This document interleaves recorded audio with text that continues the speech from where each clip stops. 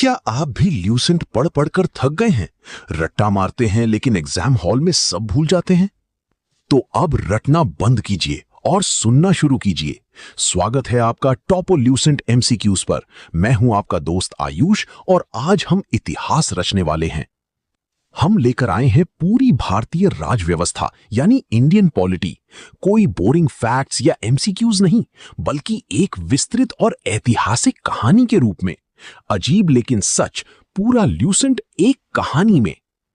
आपको किताब खोलने की भी जरूरत नहीं है। आप घर पर हों, ऑफिस जा रहे हों या रात को सोने जा रहे हों, बस अपने ईयरफोन्स लगाइए, आंखें बंद कीजिए और सुनिए। ये ऑडियो आपके सबकॉन्शियस माइंड में ऐसे फिट हो जाएगा कि परीक्षा में सवाल देखते ही सही जवाब आपके दिमाग में गूंजेगा। एक बार सुन लिया तो फिर कभी नहीं भूलेंगे, ये मेरी गारंटी है। तो बिना टाइम वेस्ट किए वीडियो को लाइक करें, चैनल को सब्सक्राइब करें और ईयरफोन्स लगाकर तैयार हो जाएं। चलिए शुरू करते हैं भारतीय राज व्यवस्था की ये महायात्रा। नमस्ते। आज हम एक बहुत ही महत्वपूर्ण विषय शुरू करने जा रहे हैं। ये सफर है हमारे संविधान की जड़ों तक पहुंचने का। बिल्कुल। मतलब ये समझने का कि जिस किताब से आज हमारा देश चलता है, आखिर उसकी नींव कैसी रखी गई।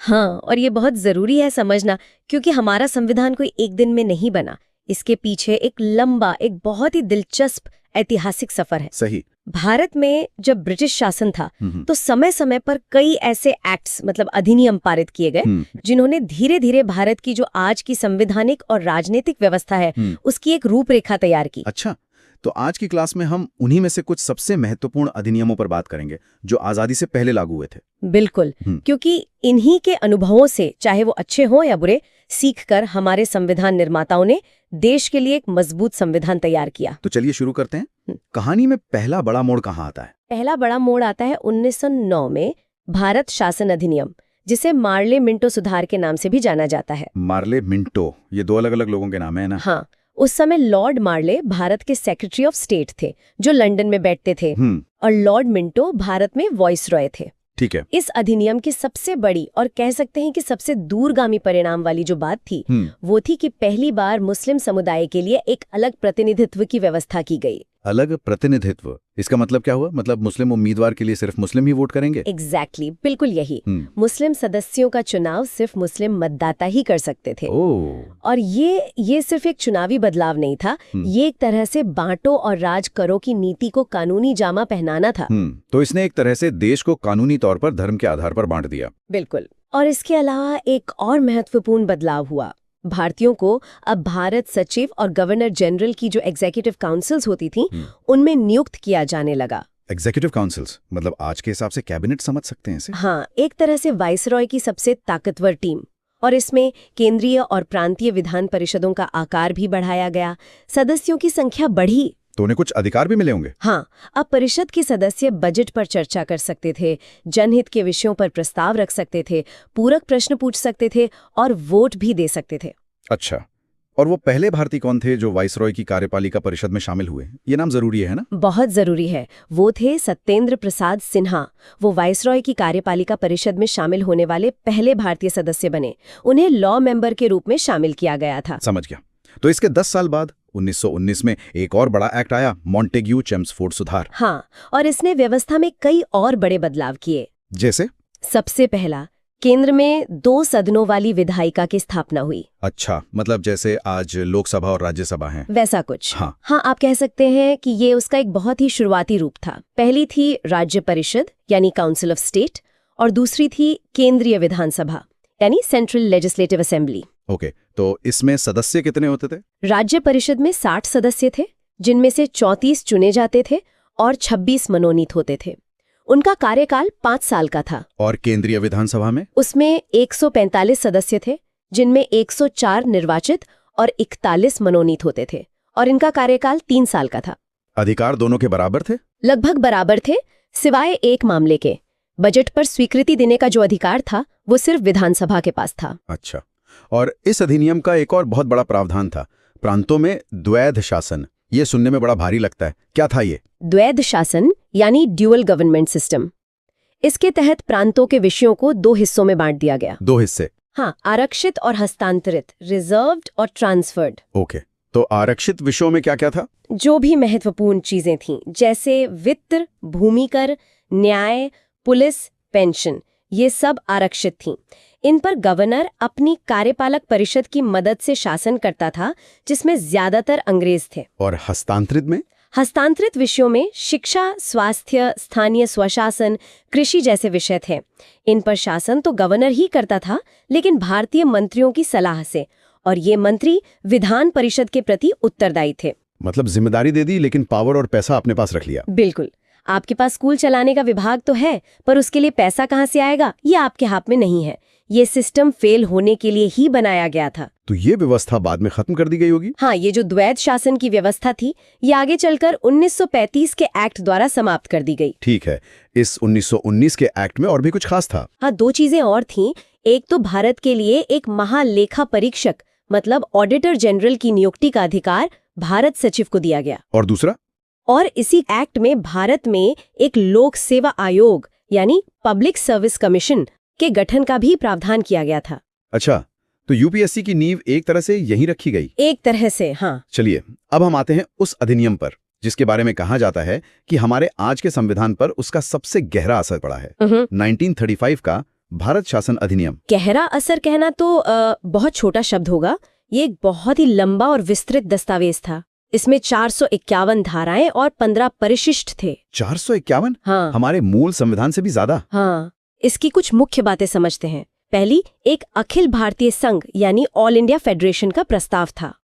इसमें कौन कौन शामिल होता? इसमें 11 ब्रिटिश प्रांत, 6 चीफ कमिश्नर क्षेत्र और वो देशी रियासतें शामिल होनी थी जो अपनी मर्जी से शामिल होना चाहें। अच्छा, तो रियासतों के लिए ये ऑप्शनल था? हाँ, प्रांतों का शामिल होना अनिवार्य था, पर रियासतों के लिए ये ऐच्छिक था।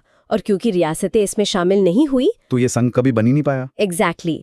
दूसरी बात, प्रांतों में जो द्वैध शासन था उसे खत्म कर दिया गया और उन्हें स्वायत्तता दी गई। मतलब प्रोविंशियल ऑटोनॉमी। बिल्कुल। प्रांतीय सरकारों को अब अपने मामलों में ज्यादा अधिकार मिल गए और इसके बजाय केंद्र में द्वैध शासन की स्थापना की गई। अच्छा, तो प्रांतों से हटा के केंद्र में लगा दिया। और क्या था इसमें? इसमें एक संघीय न्यायालय यानी फेडरल कोर्ट की भी व्यवस्था की गई थी। इस अदालत का अधिकार क्षेत्र प्रांतों और रियासतों तक था। तो ये सुप्रीम कोर्ट की तरह था? एक तरह से, पर इससे जुड़ा कोई भी अंतिम फैसला लेने की शक्ति लंदन की प्रिवे काउंसिल के पास ही थी। और क्या इस अधिनियम में हम भारतीय कोई बदलाव कर सकते थे? बिल्कुल नहीं। इसमें बदलाव करने का अधिकार सिर्फ ब्रिटिश संसद के पास था। भारत की कोई भी विधानसभा इसमें संशोधन नहीं कर सकती थी। और वो जो 1909 में सांप्रदायिक निर्वाचन पद्धति शुरू हुई थी, उसका क्या हुआ? उसका और विस्तार किया गया। मतलब? अब इसमें दलित जातियों, भारतीय ईसाइयों, यूरोपियों और आंग्ल भारतीयों को भी शामिल कर लिया गया। बांटो और राज करो की नीति को और आगे बढ़ाया गया। ये तो बहुत ही चालाकी से किया गया था। बिल्कुल। एक और खास बात, इस अधिनियम में कोई प्रस्तावना नहीं थी, कोई प्रियम्बल नहीं था, और इसी अधिनियम के द्वारा बर्मा को भारत से अलग कर दिया गया। अच्छा, तो बर्मा इसी एक्ट से अलग हुआ था। ठीक है। अब हम आते हैं सबसे आखिर में, उस अधिनियम पर जिसने भारत में ब्रिटिश राज को समाप्त किया, 1947 का भारतीय स्वतंत्रता अधिनियम। हाँ, और ये सब कुछ बहुत तेजी से हुआ। ये विधेयक 4 जुलाई 1947 को ब्रिटिश संसद में पेश हुआ और 18 जुलाई 1947 को इसे स्वीकृति मिल गई, सिर्फ 14 दिन के अंदर। सिर्फ 14 दिन में? मतलब अंग्रेज जाने की बहुत जल्दी में थे। बिल्कुल। इसके मुख्य प्रावधान बहुत सीधे और स्पष्ट थे। पहला, 15 अगस्त 1947 को भारत और पाकिस्तान 2 स्वतंत्र राष्ट्र बना दिए जाएंगे और ब्रिटिश सरकार उन्हें सत्ता सौंप देगी। ठीक है। दोनों देशों में एक एक गवर्नर जनरल होंगे, जिनकी नियुक्ति उनके मंत्रिमंडल की सलाह पर की जाएगी। और जब तक नया संविधान नहीं बन जाता तब तक देश कैसे चलता है? तब तक दोनों देशों की जो संविधान सभाएं थीं वही विधानमंडल के तौर पर काम करेंगी और शासन 1935 के भारत शासन अधिनियम के अनुसार ही चलाया जाएगा। उसमें कुछ बदलाव करने की छूट थी? हाँ, दोनों देश अपनी जरूरत के हिसाब से उसमें बदलाव कर सकते थे। और उन सैकड़ों देसी रियासतों का क्या हुआ? यहीं पर एक बहुत बड़ी चुनौती छोड़ दी गई। देशी रियासतों को ये स्वतंत्रता दी गई कि वे चाहें तो भारत में शामिल हों या पाकिस्तान में, या फिर स्वतंत्र रहें। हाँ, और इसी ने आगे चलकर कई बड़ी समस्याओं को जन्म दिया। तो आज हमने देखा कि कैसे 1909 से लेकर 1947 तक के इन अधिनियमों ने धीरे धीरे भारत में एक ऐसी प्रशासनिक और विधायी व्यवस्था को जन्म दिया जो हमारे संविधान की नींव बनी। बिल्कुल। इन अधिनियमों के जो प्रावधान थे, चाहे वो सफल रहे हों या असफल, उन्होंने हमारे संविधान निर्माताओं को एक ढांचा और एक बहुत जरूरी अनुभव प्रदान किया। सही कहा। इन सभी अधिनियमों के बाद जो अगला तार्किक कदम था वो था भारत के अपने संविधान का निर्माण, जो पूरी तरह से भारतीय लोगों द्वारा भारतीय लोगों के लिए बनाया गया हो। तो अगली क्लास में हम इसी विषय पर आगे बढ़ेंगे और जानेंगे कि भारत की संविधान सभा का गठन कैसे हुआ और हमारे संविधान के निर्माण की प्रक्रिया कैसे पूरी हुई। बिल्कुल। पर आज की बातचीत के बाद एक सवाल मन में आता है। क्या? वो ये कि हमारे संविधान निर्माताओं ने इन ब्रिटिश निर्मित कानूनों के कई हिस्सों को तो खारिज कर दिया, लेकिन उस औपनिवेशिक प्रशासनिक ढांचे का कितना डीएनए आज भी हमारे सिस्टम की नसों में दौड़ रहा है, सोचने वाली बात है। तो पिछली बार हमने देखा था कि कैसे आजादी की सुबह बस होने ही वाली थी। बिल्कुल। लेकिन आजादी के साथ एक बहुत बड़ी जिम्मेदारी भी दरवाजे पर खड़ी थी, एक बिल्कुल नए देश के लिए, एक नई रूल बुक, एक संविधान बनाने की। बिल्कुल, ये कोई छोटा मोटा काम नहीं था। नहीं, बिल्कुल नहीं। और इसी जिम्मेदारी को पूरा करने के लिए संविधान सभा यानी कॉन्स्टिट्यूएंट असेंबली का गठन हुआ।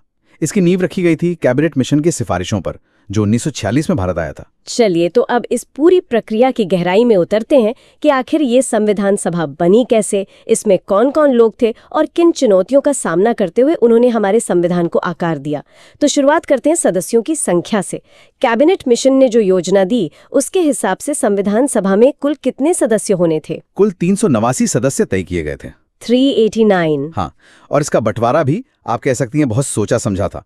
292 प्रतिनिधि ब्रिटिश भारत के प्रांतों से आने थे, 4 प्रतिनिधि चीफ कमिश्नर क्षेत्रों से, जैसे दिल्ली, अजमेर, मेरवाड़ा। बिल्कुल, और बाकी 93 प्रतिनिधि देशी रियासतों से मनोनीत होने थे। अच्छा, और इन सदस्यों को चुनने के लिए फिर चुनाव भी हुए? हाँ, जुलाई 1946 में चुनाव हुए। ये चुनाव उन 296 सीटों के लिए थे जो प्रांतों और चीफ कमिश्नर क्षेत्रों को दी गई थीं। और इन चुनावों के नतीजों से उस वक्त की राजनीतिक तस्वीर साफ हो गई होगी। पूरी तरह से। कांग्रेस को 208 सीटें मिली, मुस्लिम लीग को 73 और 15 सीटें अन्य छोटे समूहों और स्वतंत्र उम्मीदवारों को मिली। तो चुनाव के बाद सभा की पहली बैठक, वो ऐतिहासिक दिन कब आया? संविधान सभा की पहली बैठक हुई 9 दिसंबर 1946 को नई दिल्ली में, उस जगह पर जिसे आज हम संसद भवन के सेंट्रल हॉल के नाम से जानते हैं। जी, उस समय उसे काउंसिल चैम्बर का पुस्तकालय भवन कहते थे। और पहली बैठक की अध्यक्षता किसने की? कोई बड़ा राजनीतिक चेहरा नहीं, एक बहुत ही अच्छी परंपरा का पालन किया गया। सभा के सबसे वरिष्ठ सदस्य डॉक्टर सच्चिदानंद सिन्हा को सभा का अस्थायी अध्यक्ष चुना गया। ये तो बहुत अच्छी बात है, लेकिन इस पहली बैठक में सब कुछ ठीक नहीं रहा, है ना? नहीं, बिल्कुल नहीं। मुस्लिम लीग ने इसका बहिष्कार किया था। अच्छा जी, मुस्लिम लीग ने न सिर्फ इस बैठक का बहिष्कार किया, बल्कि पाकिस्तान के लिए एक बिल्कुल अलग संविधान सभा बनाने की मांग पर भी जोर दिया। मतलब शुरुआत से एक बड़ी चुनौती सामने थी। और देशी रियासतों का क्या रुख था? क्या वो सब शामिल हुई? ज्यादातर रियासतों ने धीरे धीरे अपने प्रतिनिधि भेजे, लेकिन एक बड़ी रियासत थी हैदराबाद, जिसने अपने प्रतिनिधि संविधान सभा में नहीं भेजे थे। ये जानना भी दिलचस्प होगा कि प्रांतों के प्रतिनिधियों का चुनाव किस आधार पर किया गया था। मतलब किस प्रांत से कितने लोग आएंगे, ये कैसे तय हुआ? इसका आधार मुख्य रूप से जनसंख्या थी। एक मोटा मोटा नियम बनाया गया कि हर 10 लाख लोगों पर एक सीट आवंटित की जाएगी। अच्छा। और इतना ही नहीं, प्रांतों की सीटों को 3 प्रमुख समुदायों में उनकी जनसंख्या के अनुपात में बांटा भी गया था। मुस्लिम, सिख और साधारण, यानी इन दोनों को छोड़कर बाकी सभी। तो फिर जब देश का बंटवारा हुआ, उसका असर सदस्यों की संख्या और संरचना पर भी पड़ा होगा? जाहिर है, असर पड़ना ही था। विभाजन के बाद ब्रिटिश प्रांतों के जो 296 प्रतिनिधि थे, उनका भी सांप्रदायिक आधार पर बंटवारा हो गया। अब भारतीय संविधान सभा में 213 सामान्य सदस्य रह गए, 79 मुसलमान और 4 सिख सदस्य। और समाज के दूसरे वर्गों का प्रतिनिधित्व कैसा था? क्या इसमें विविधता थी? प्रतिनिधित्व काफी व्यापक था, जो कि बहुत जरूरी था। सभा के सदस्यों में अनुसूचित जनजाति के 33 सदस्य शामिल थे। और ये भी बहुत महत्वपूर्ण है कि संविधान सभा में 12 महिला सदस्य भी थीं। 12 महिला सदस्य, ये उस दौर के हिसाब से बहुत बड़ी बात है। बहुत बड़ी बात है। तो डॉक्टर सिन्हा तो अस्थायी अध्यक्ष थे। स्थायी अध्यक्ष किसे और कब चुना गया? पहली बैठक के ठीक 2 दिन बाद 11 दिसंबर 1946 को डॉक्टर राजेंद्र प्रसाद को संविधान सभा का स्थायी अध्यक्ष निर्वाचित किया गया। तो अब अध्यक्ष चुने जाने के बाद सभा की कार्यवाही कैसे आगे बढ़ी? काम शुरू कैसे हुआ? कार्यवाही की असल शुरुआत हुई 13 दिसंबर 1946 को। इस दिन पंडित जवाहरलाल नेहरू ने सभा के सामने एक ऐतिहासिक उद्देश्य प्रस्ताव पेश किया। उद्देश्य प्रस्ताव? जी, इसी प्रस्ताव ने हमारे संविधान की पूरी विचारधारा और दर्शन की नींव रखी।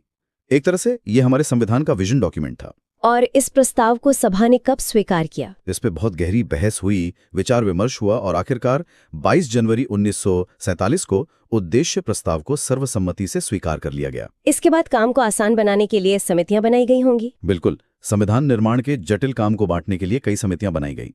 इनमें मुख्य थी वार्ता समिति, संघ संविधान समिति, प्रांतीय संविधान समिति, संघ शक्ति समिति और इन सब में शायद सबसे प्रसिद्ध प्रारूप समिति। हाँ, ड्राफ्टिंग कमेटी। इस प्रारूप समिति यानी ड्राफ्टिंग कमेटी पर थोड़ी और बात करते हैं।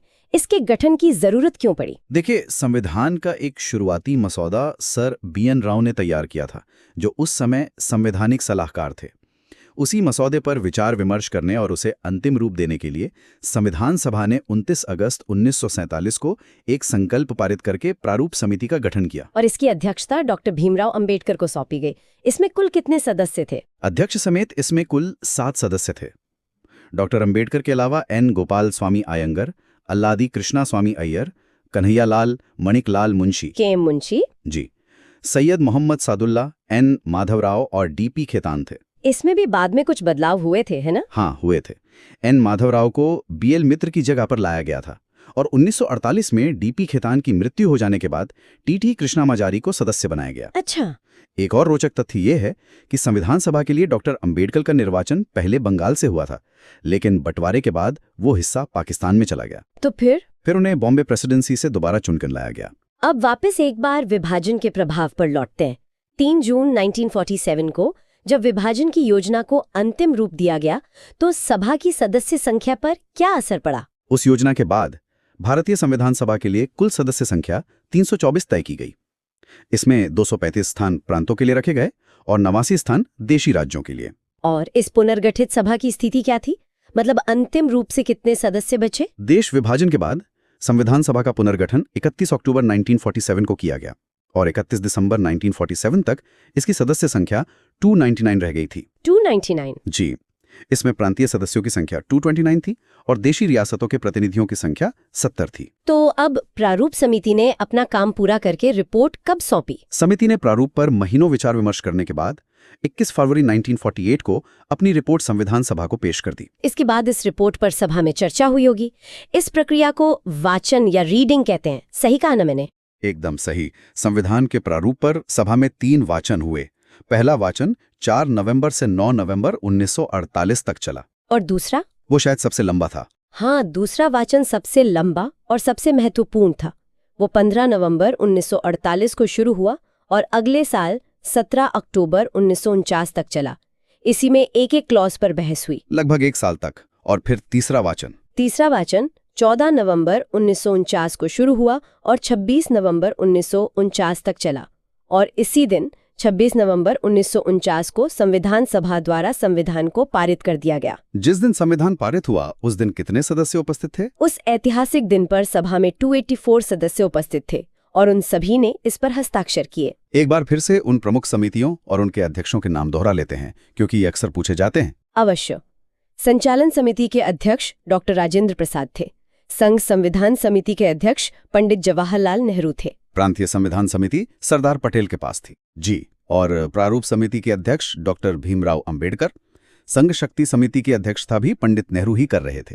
आप कुछ आंकड़ों पर बात करते हैं। इस पूरी प्रक्रिया में कुल कितना समय लगा? कुल 2 वर्ष 11 महीने और 18 दिन का समय लगा। और इसके प्रारूप पर कितने दिन बहस चली? संविधान के प्रारूप पर कुल 114 दिन तक बहस हुई थी। उस समय इस पूरे काम में खर्च कितना आया? उस समय कुल खर्च 63,96,729 रुपए का हुआ था। और जब संविधान को 26 नवंबर 1949 को पारित किया गया तब उसका अंतिम स्वरूप क्या था? उस समय इसमें कुल 22 भाग, 395 अनुच्छेद और 8 अनुसूचियां थी। और वर्तमान में क्या स्थिति है? वर्तमान समय में भाग और अनुच्छेदों की संख्या वही है, लेकिन अनुसूचियों की संख्या बढ़कर 8 से 12 हो गई है। तो ये थी संविधान सभा के गठन से लेकर संविधान के पारित होने तक की एक विस्तृत यात्रा। बिल्कुल, ये एक असाधारण प्रक्रिया थी जिसमें विभाजन की चुनौतियों और विभिन्न विचारधाराओं के बीच बहस से गुजरते हुए दुनिया के सबसे लंबे लिखित संविधान ने आकार लिया। अगली कक्षा में हम संविधान के कुछ और महत्वपूर्ण पहलुओं जैसे कि इसकी प्रस्तावना और विदेशी स्रोतों पर चर्चा करेंगे। आज के लिए इतना ही। ठीक है, तो अब हम भारतीय संविधान के उद्देश्य का यानी प्रस्तावना पर आते हैं। नेहरू जी ने जो उद्देश्य संकल्प पेश किया था उसके जो महान आदर्श थे वही हमारे संविधान के प्रस्तावना की आत्मा बने। और ये जानना बहुत जरूरी है कि प्रस्तावना सिर्फ एक परिचय नहीं है, ये पूरे संविधान का दर्शन है, उसका सार है। ये वो नज़र है जिससे हमें पूरा संविधान देखना और समझना चाहिए। बिल्कुल। तो एक बार इसे पढ़ते हैं, क्योंकि इसका हर शब्द अपने आप में मतलब एक कहानी कहता है।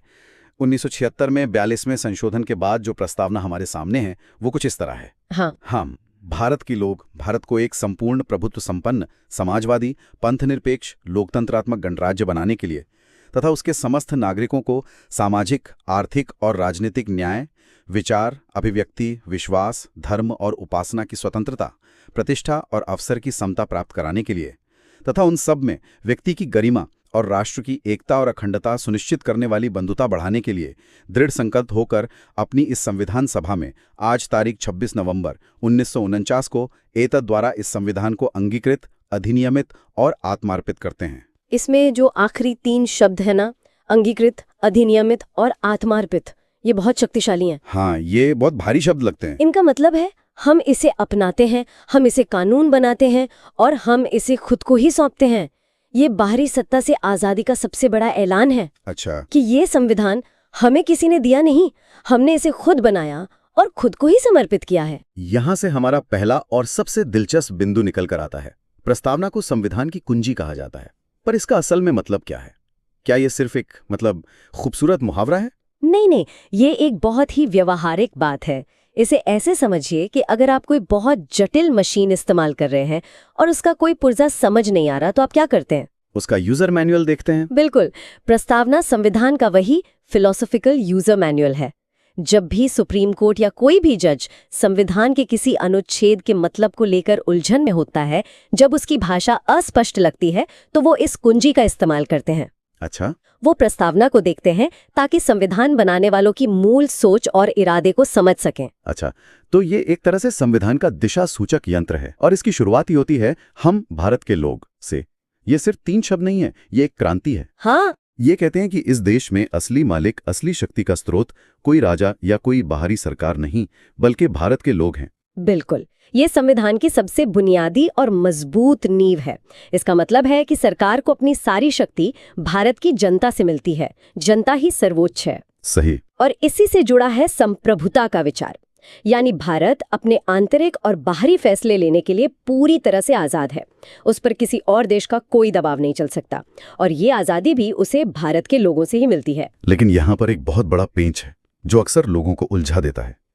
प्रस्तावना में इतने बड़े बड़े वादे हैं, सामाजिक न्याय, अवसर की समता, पर अगर किसी को लगता है कि उसे ये नहीं मिल रहा, तो क्या वो प्रस्तावना का हवाला देकर अदालत जा सकता है? यही तो सबसे दिलचस्प बात है।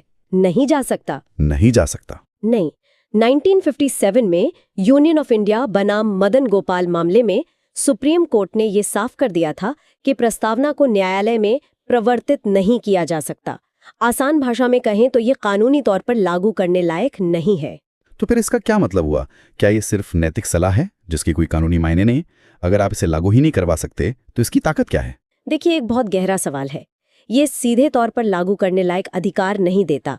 उसके लिए हमारे पास मौलिक अधिकार और दूसरे कानून हैं। लेकिन प्रस्तावना शक्तिहीन नहीं है। ये वो कसौटी है जिस पर संसद द्वारा बनाए गए हर कानून को परखा जाता है। ये जजों के लिए वो रोशनी है जिसमें वो संविधान की व्याख्या करते हैं। तो ये सीधे अधिकार नहीं देती, पर अधिकारों की रक्षा करने और उन्हें सही मायने देने में एक बहुत बड़ी भूमिका निभाती है। इसी बात ने अदालतों में एक बड़ी बहस को जन्म दिया। एक सवाल कि आखिर प्रस्तावना का संविधान में स्टेटस क्या है? क्या ये संविधान का हिस्सा है भी या नहीं? हाँ। और यहीं से शुरू होती हमारी कहानी 2 ऐतिहासिक अदालती मामलों की। हाँ, ये कहानी एक तरह की कानूनी जासूसी कहानी जैसी है। पहला बड़ा मोड़ आया 1960 में बेरूबाड़ी यूनियन मामले में। अच्छा। सुप्रीम कोर्ट ने माना कि हाँ, जहाँ संविधान की भाषा संदिग्ध हो, वहाँ प्रस्तावना एक कुंजी की तरह मदद करती है। लेकिन फिर कोर्ट ने एक ऐसी बात कह दी जिसने सब कुछ बदल दिया। उन्होंने कहा कि प्रस्तावना संविधान का अंग नहीं है। ये तो बहुत बड़ी बात है जी। इसका मतलब तो ये हुआ कि संसद इसमें कभी कोई बदलाव कर ही नहीं सकती, क्योंकि वो तो सिर्फ संविधान में संशोधन कर सकती है। बिल्कुल। कोर्ट ने इसे ऐसा बना दिया जैसे ये किताब का एक बहुत खूबसूरत कवर पेज तो है, लेकिन किताब का कोई चैप्टर नहीं है। तो 13 सालों तक, 1960 से 1973 तक, प्रस्तावना एक तरह के कानूनी लिम्बो में फंसी रही। महत्वपूर्ण, लेकिन संविधान के शरीर का हिस्सा नहीं। और फिर आया 1973 का वो साल जिसने भारतीय संविधान को हमेशा के लिए बदल दिया। केशवानंद भारती बनाम केरल राज्य का मामला। हाँ, इसे भारतीय न्यायपालिका का सबसे महत्वपूर्ण फैसला माना जाता है। ये एक भूचाल की तरह था। 13 जजों की सबसे बड़ी बेंच बैठी और उन्होंने बेरूबाड़ी मामले में दिए अपने ही 13 साल पुराने फैसले को पलट दिया। हाँ, कोर्ट ने कहा हमसे गलती हुई थी। प्रस्तावना संविधान का एक बहुत ही महत्वपूर्ण और अभिन्न अंग है, और जैसे ही ये कहा, इसका सीधा मतलब निकला कि हाँ, संसद अनुच्छेद 668 के तहत इसमें संशोधन कर सकती है। तो संसद को शक्ति मिल गई, लेकिन सुप्रीम कोर्ट ने यहाँ एक और ट्विस्ट डाल दिया। उन्होंने संसद को असीमित शक्ति नहीं दी। यहीं पर मूल ढांचे का सिद्धांत सामने आया, जिसे थ्योरी ऑफ बेसिक स्ट्रक्चर कहते हैं। हाँ, ये सुप्रीम कोर्ट का एक मास्टर स्ट्रोक था। उन्होंने एक लक्ष्मण रेखा खींच दी। कोर्ट ने कहा ठीक है, संसद संविधान में संशोधन कर सकती है, प्रस्तावना में भी कर सकती है, लेकिन संविधान की कुछ बुनियादी चीजें हैं, उसकी नींव के पत्थर हैं, जैसे लोकतंत्र, पंथ निरपेक्षता, कानून का राज, शक्तियों का बंटवारा, आप इन्हें किसी भी संशोधन से हटा या कमजोर नहीं कर सकते। क्या कमाल की बात है। तो आप घर को रंग सकते हैं, फर्नीचर बदल सकते हैं, एक आध दीवार भी हटा सकते हैं। हाँ, लेकिन आप घर की नींव की दीवारों को नहीं छू सकते। हाँ, वरना पूरा घर ही ढह जाएगा। आपने बिल्कुल सही समझा। और कोर्ट ने ये भी कहा कि आप ऐसे संशोधन कर सकते हैं जो इस मूल ढांचे को और मजबूत करें। अच्छा, आप इसे और बड़ा और बेहतर बना सकते हैं, लेकिन इसे छोटा या कमजोर नहीं कर सकते। और इसी नई शक्ति और इस मूल ढांचे के सिद्धांत के आधार पर 1976 में 42वें संशोधन के जरिए प्रस्तावना में 3 नए शब्द जोड़े गए। समाजवादी, पंथ निरपेक्ष और राष्ट्र की अखंडता। जी, कोर्ट का मानना था कि ये शब्द पहले से ही संविधान की भावना में मौजूद थे, इस संशोधन ने तो बस उन्हें साफ साफ लिख दिया। तो ये थी प्रस्तावना की कहानी, कैसे वो सिर्फ एक परिचय से बढ़कर संविधान की आत्मा और मूल ढांचे का हिस्सा बनी। बिल्कुल, ये पूरी यात्रा ही अपने आप में फैसिनेटिंग है। अब ये सवाल उठता है कि ये जो इतने बेहतरीन विचार हमारे संविधान में हैं, लोकतंत्र, न्याय, स्वतंत्रता, ये सब आए कहाँ से? क्या हमारे संविधान निर्माताओं ने शून्य से सब कुछ बनाया, या उन्होंने दुनिया भर से सबसे अच्छे विचारों को चुना? उन्होंने दुनिया भर में बेस्ट आइडियाज की शॉपिंग की। हमारे संविधान निर्माता बहुत ही विद्वान और व्यावहारिक लोग थे। उन्होंने दुनिया के लगभग 60 संविधानों को खंगाला और जो भी विचार उन्हें भारत की मिट्टी और मिजाज के लिए सही लगा, उसे उठाया और भारतीय जरूरतों के हिसाब से ढाल लिया। ये नकल नहीं थी, ये एक बहुत ही रचनात्मक प्रक्रिया थी। तो चलिए इस वैचारिक यात्रा पर चलते हैं। सबसे पहले संयुक्त राज्य अमेरिका, वहां से हमने क्या क्या लिया? अमेरिका से हमने कुछ बहुत ही शक्तिशाली विचार लिए। एक तो प्रस्तावना का विचार ही वहीं से प्रेरित है, लेकिन सबसे बड़ी चीजें थी मौलिक अधिकार यानी फंडामेंटल राइट्स। हाँ। और न्यायिक पुनरावलोकन यानी जुडिशियल रिव्यू। न्यायिक पुनरावलोकन वो शक्ति है जो सुप्रीम कोर्ट को किसी भी संसदीय कानून को रद्द करने का अधिकार देती है अगर वो कानून संविधान के खिलाफ हो। अच्छा। इसके अलावा न्यायपालिका की आजादी और राष्ट्रपति पर महाभियोग की प्रक्रिया भी वहीं से ली गई। अच्छा, तो हमने सरकार की ब्रिटिश संसदीय प्रणाली ली, लेकिन उस पर लगाम लगाने के लिए ब्रेक्स अमेरिका से उधार लिए हैं। ये तो बड़ा दिलचस्प संतुलन है। ब्रिटेन से और क्या आया? ब्रिटेन से हमने सरकार का पूरा ढांचा ही ले लिया, जिसे हम संसदात्मक शासन प्रणाली कहते हैं, यानी प्रधानमंत्री और मंत्रिमंडल लोकसभा के प्रति जवाबदेह होंगे। क्योंकि हम इस प्रणाली के आदी थे, तो इसे अपनाना स्वाभाविक था। साथ ही एकल नागरिकता का विचार भी वहीं से आया, यानी हम सब सिर्फ भारत के नागरिक हैं, किसी राज्य के नहीं। ये देश को जोड़ने वाला एक मजबूत धागा है। अब बात करते हैं आयरलैंड की। वहां के संविधान से हमें क्या प्रेरणा मिली? आयरलैंड से हमने नीति निर्देशक सिद्धांत लिए, यानी डायरेक्टिव प्रिंसिपल्स। ये सरकार के लिए एक तरह की नैतिक टू डू लिस्ट है कि देश के लिए नीतियां बनाते समय किन आदर्शों को ध्यान में रखना है। तो ये बाध्यकारी नहीं है? नहीं, ये कानूनी तौर पर बाध्यकारी नहीं है, लेकिन देश चलाने के लिए इन्हें मूलभूत माना गया है। और ऑस्ट्रेलिया, वहां से भी कुछ महत्वपूर्ण चीजें आई, खासकर केंद्र राज्य संबंधों को लेकर। हाँ, ऑस्ट्रेलिया से हमने समवर्ती सूची का विचार लिया। ये वो लिस्ट है जिसमें दिए गए विषयों पर केंद्र और राज्य दोनों कानून बना सकते हैं। अच्छा। ये सहकारी संघवाद का एक शानदार उदाहरण है। प्रस्तावना की जो भाषा है उसका प्रवाह भी ऑस्ट्रेलियाई संविधान से प्रेरित है। आपातकाल के दौरान मौलिक अधिकारों का निलंबन, ये एक बहुत ही विवादास्पद प्रावधान है। ये विचार कहाँ से आया? ये विचार जर्मनी के वाइमर संविधान से लिया गया। इसका उद्देश्य राष्ट्रीय संकट के समय देश की एकता और सुरक्षा को प्राथमिकता देना है। भारत जैसे विशाल और विविध देश को एक साथ रखने के लिए एक मजबूत केंद्र की जरूरत थी। इस संघात्मक ढांचे की प्रेरणा कहाँ से मिली? इसके लिए हमने कनाडा की तरफ देखा। वहां एक मजबूत केंद्र के साथ एक संघीय व्यवस्था है। अवशिष्ट शक्तियों का केंद्र के पास होना, मतलब जो विषय किसी लिस्ट में नहीं है। हाँ, जो विषय किसी भी सूची में नहीं है उन पर कानून बनाने का अधिकार केंद्र का होगा। ये विचार वहीं से आया है। संविधान एक जीवंत दस्तावेज है, इसे समय के साथ बदलना पड़ता है। तो संविधान में संशोधन की प्रक्रिया कहाँ से ली गई? ये हमने दक्षिण अफ्रीका से सीखी, और नागरिकों के मौलिक कर्तव्य जो बाद में जोड़े गए वो तत्कालीन सोवियत संघ यानी रूस के संविधान से प्रेरित थे। और जापान, और अंत में जापान से हमने विधि द्वारा स्थापित प्रक्रिया का सिद्धांत लिया, जो ये सुनिश्चित करता है कि कोई भी सरकारी कार्यवाही मनमानी न हो बल्कि कानून के अनुसार हो। तो ये तो दुनिया भर के विचारों का एक गुलदस्ता बन गया, लेकिन इस पूरी कहानी में एक बहुत बड़ा किरदार है जिसका जिक्र अक्सर कम होता है। बिल्कुल, और वो किरदार है भारतीय शासन अधिनियम 1935। अच्छा। सारी दुनिया से प्रेरणा लेने के बाद भी हमारे संविधान का जो ढांचा है, जो उसकी हड्डियां और मांस है, उसका एक बहुत बड़ा हिस्सा इसी कानून से आया है जिसे बनाया अंग्रेजों ने था। ये तो एक विडंबना है कि हमारी आजादी के दस्तावेज की नींव एक औपनिवेशिक कानून पर रखी है। हाँ, लेकिन ये हमारी व्यावहारिकता को भी दिखाता है।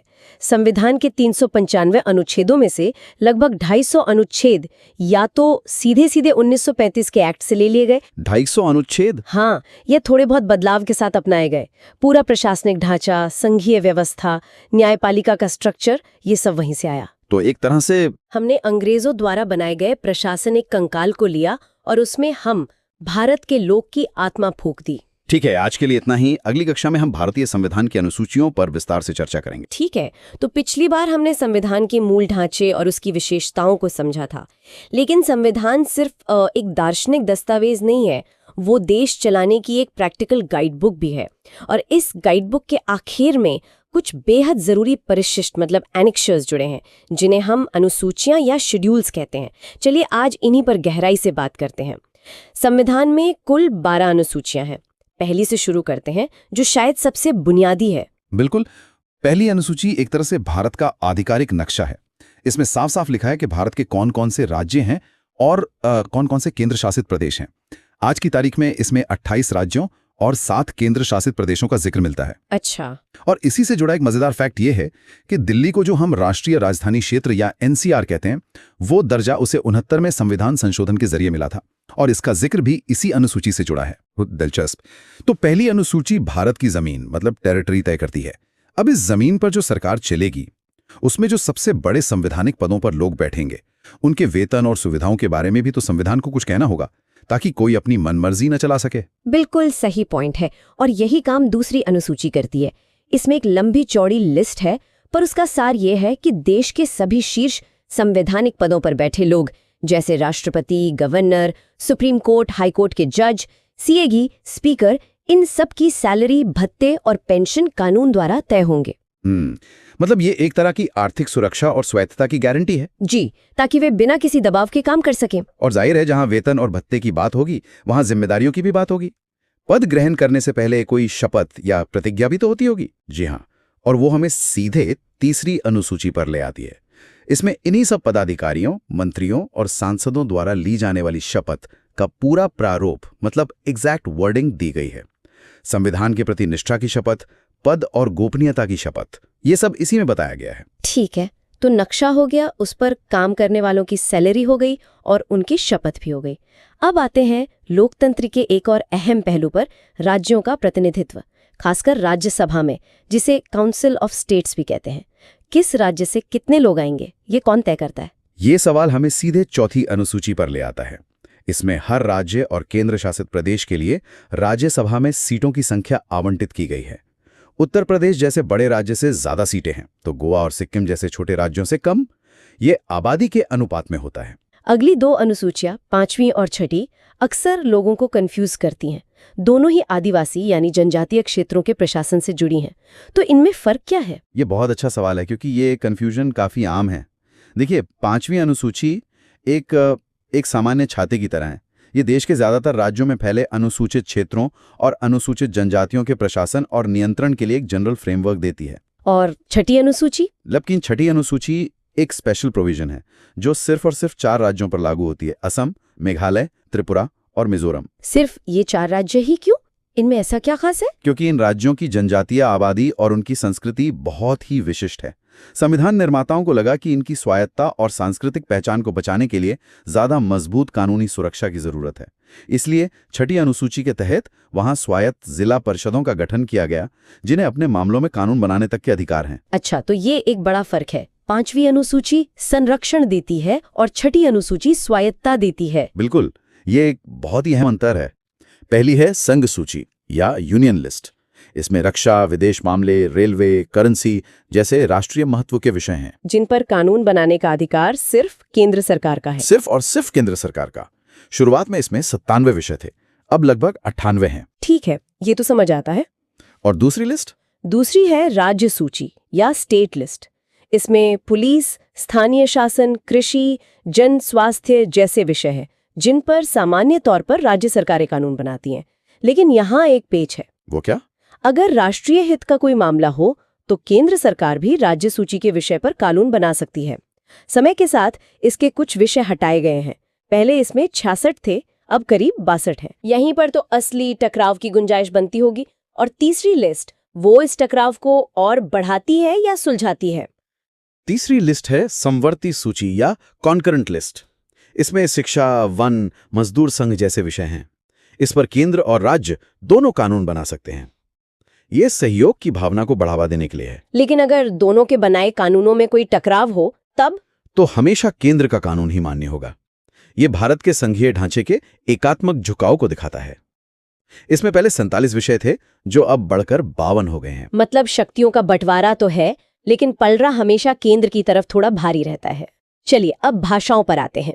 भारत इतनी विविधताओं वाला देश है, तो संविधान ने भाषाओं को कैसे जगह दी? इसके लिए 8वीं अनुसूची है।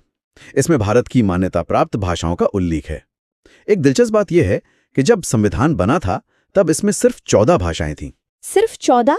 जी, लेकिन समय के साथ और भी भाषाओं को इसमें जोड़ा गया। जैसे 1967 में सिंधी को, फिर 1992 में कोंकणी, मणिपुरी और नेपाली को, और 2004 में मैथिली, संथाली, डोगरी और बोडो को शामिल किया गया। आज इसमें 22 भाषाएं हैं। ये दिखाता है कि हमारा संविधान कितना जीवंत है। 9वीं अनुसूची के बारे में मैंने सुना है कि ये बड़ी विवादास्पद रही है और इसे संविधान लागू होने के बाद पहले ही संशोधन में जोड़ दिया गया था। ऐसा क्यों? इसकी जरूरत क्यों पड़ी? हाँ, और इसकी कहानी बहुत दिलचस्प है। देखिए, आजादी के ठीक बाद सरकार जमींदारी खत्म करके भूमि सुधार कानून लाना चाहती थी, ताकि जमीन को गरीबों में बांटा जा सके। लेकिन इसमें क्या दिक्कत थी? बड़े बड़े जमींदार अपने मौलिक अधिकार यानी संपत्ति के अधिकार का हवाला देकर कोर्ट पहुंच गए और इन कानूनों पर रोक लगवा दी। ओहो, तो सरकार के सामने एक बड़ी मुश्किल खड़ी हो गई। वो जो सुधार करना चाहती थी, न्यायपालिका उसे रोक रही थी। बिल्कुल, इसी गतिरोध को तोड़ने के लिए सरकार 1951 में पहला संविधान संशोधन लाई और 9वीं अनुसूची जोड़ दी। ये एक तरह की कानूनी ढाल या सेफ बॉक्स था। सरकार ने भूमि सुधार से जुड़े सभी कानूनों को इस बॉक्स में डाल दिया और कह दिया कि इस अनुसूची में शामिल किसी भी कानून को इस आधार पर कोर्ट में चुनौती नहीं दी जा सकती कि वो मौलिक अधिकारों का हनन करता है। मतलब एक तरह से न्यायिक समीक्षा से ही छोड़ दे दी गई। क्या ये आज भी वैसा ही है? पहले ऐसा भी माना जाता था, लेकिन यहाँ सुप्रीम कोर्ट ने एक ऐतिहासिक फैसला दिया।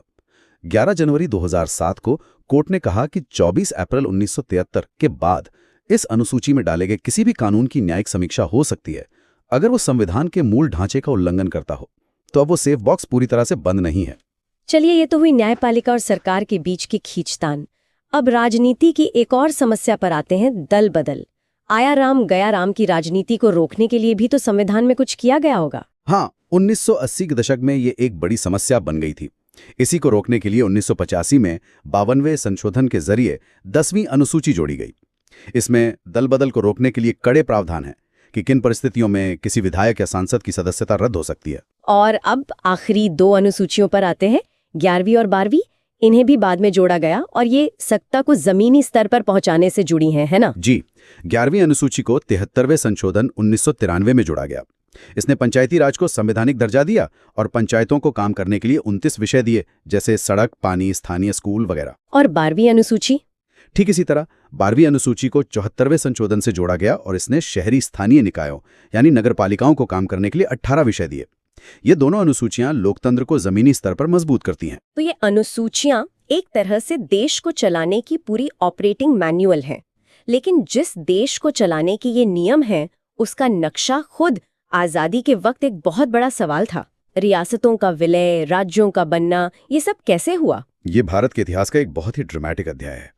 आज़ादी के समय 550 से ज़्यादा देशी रियासतें थीं, जिन्हें आज़ाद छोड़ दिया गया था कि वो भारत में शामिल हों, पाकिस्तान में, या आज़ाद रहें। इन्हें एक करने का जिम्मा सरदार वल्लभ भाई पटेल के नेतृत्व में बने रियासती मंत्रालय ने उठाया। ज्यादातर तो मान गईं, लेकिन कुछ ने मुश्किल खड़ी की थी। हाँ, 3 रियासतों ने, जूनागढ़, हैदराबाद और जम्मू कश्मीर। इनका विलय कैसे हुआ? जूनागढ़ में जनमत संग्रह मतलब लोगों से वोटिंग कराकर उसे भारत में मिलाया गया। हैदराबाद के निजाम नहीं मान रहे थे तो वहां पुलिस कार्रवाई करनी पड़ी, जिसे ऑपरेशन पोलो कहते हैं। और जम्मू कश्मीर के महाराजा ने विलय पत्र पर दस्तखत करके अपनी रियासत को भारत में मिलाया जब पाकिस्तानी कबायलियों ने हमला कर दिया था। तो एक बार जब भारत का एक नक्शा बन गया, तो क्या संविधान संसद को इस नक्शे को बदलने, नए राज्य बनाने या उनकी सीमाओं में फेरबदल करने की ताकत देता है? हाँ, और ये ताकत बहुत मजबूत है। अनुच्छेद 1 कहता है कि भारत राज्यों का संघ होगा। फिर अनुच्छेद 2 संसद को संघ में नए राज्यों को शामिल करने की शक्ति देता है। और अनुच्छेद 3 संसद को किसी भी मौजूदा राज्य का क्षेत्र घटाने, बढ़ाने, उसकी सीमा बदलने या यहाँ तक कि उसका नाम बदलने की भी पूरी शक्ति देता है। और इसी शक्ति का इस्तेमाल करके भारत में राज्यों का पुनर्गठन हुआ, जिसकी सबसे बड़ी मांग भाषा के आधार पर थी। लेकिन सरकार तो शुरुआत में इसके सख्त खिलाफ थी। उन्हें डर किस बात का था? उन्हें डर था कि अगर भाषा के आधार पर देश को बांटा गया तो देश की एकता को खतरा हो सकता है और नई मिली आज़ादी के लिए ठीक नहीं होगा।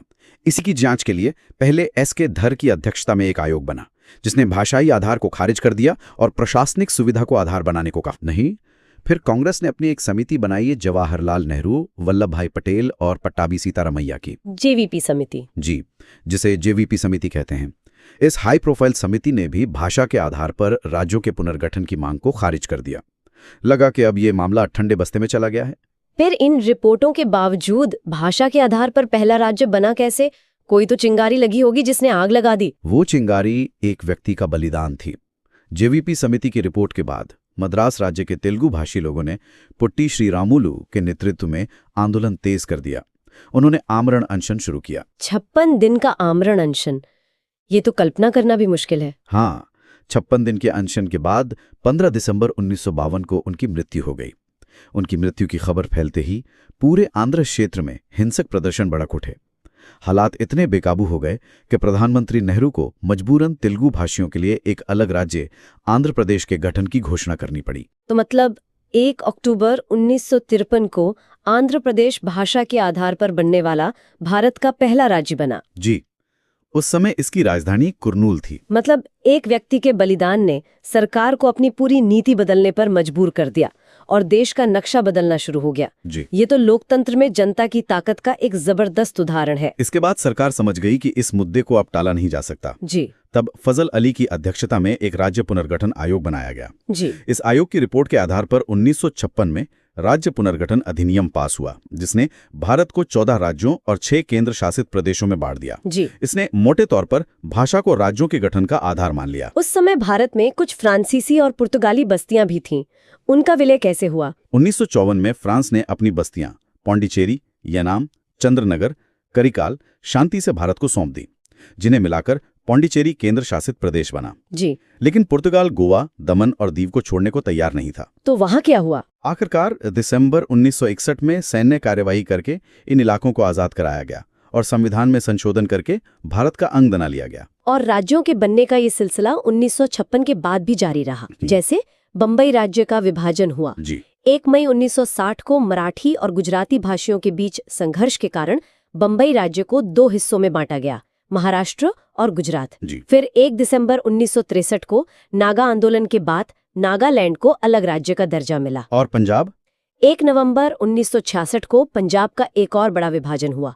पंजाबी भाषी इलाकों को पंजाब और हिंदी भाषी इलाकों को हरियाणा नाम से नया राज्य बनाया गया। और 70 के दशक की शुरुआत में उत्तर पूर्व में कई बड़े बदलाव हुए। हाँ, पहले तो उत्तर भारत में 25 जनवरी 1971 को हिमाचल प्रदेश को पूर्ण राज्य का दर्जा मिला और उसके ठीक 1 साल बाद 21 जनवरी 1972 को उत्तर पूर्व का नक्शा बदला, जब मणिपुर, त्रिपुरा और मेघालय तीनों को एक साथ पूर्ण राज्य का दर्जा दिया गया। ठीक है, तो आज हमने 1972 तक भारत के राजनीतिक नक्शे के बनने और बदलने की इस पूरी प्रक्रिया को काफी विस्तार से देखा।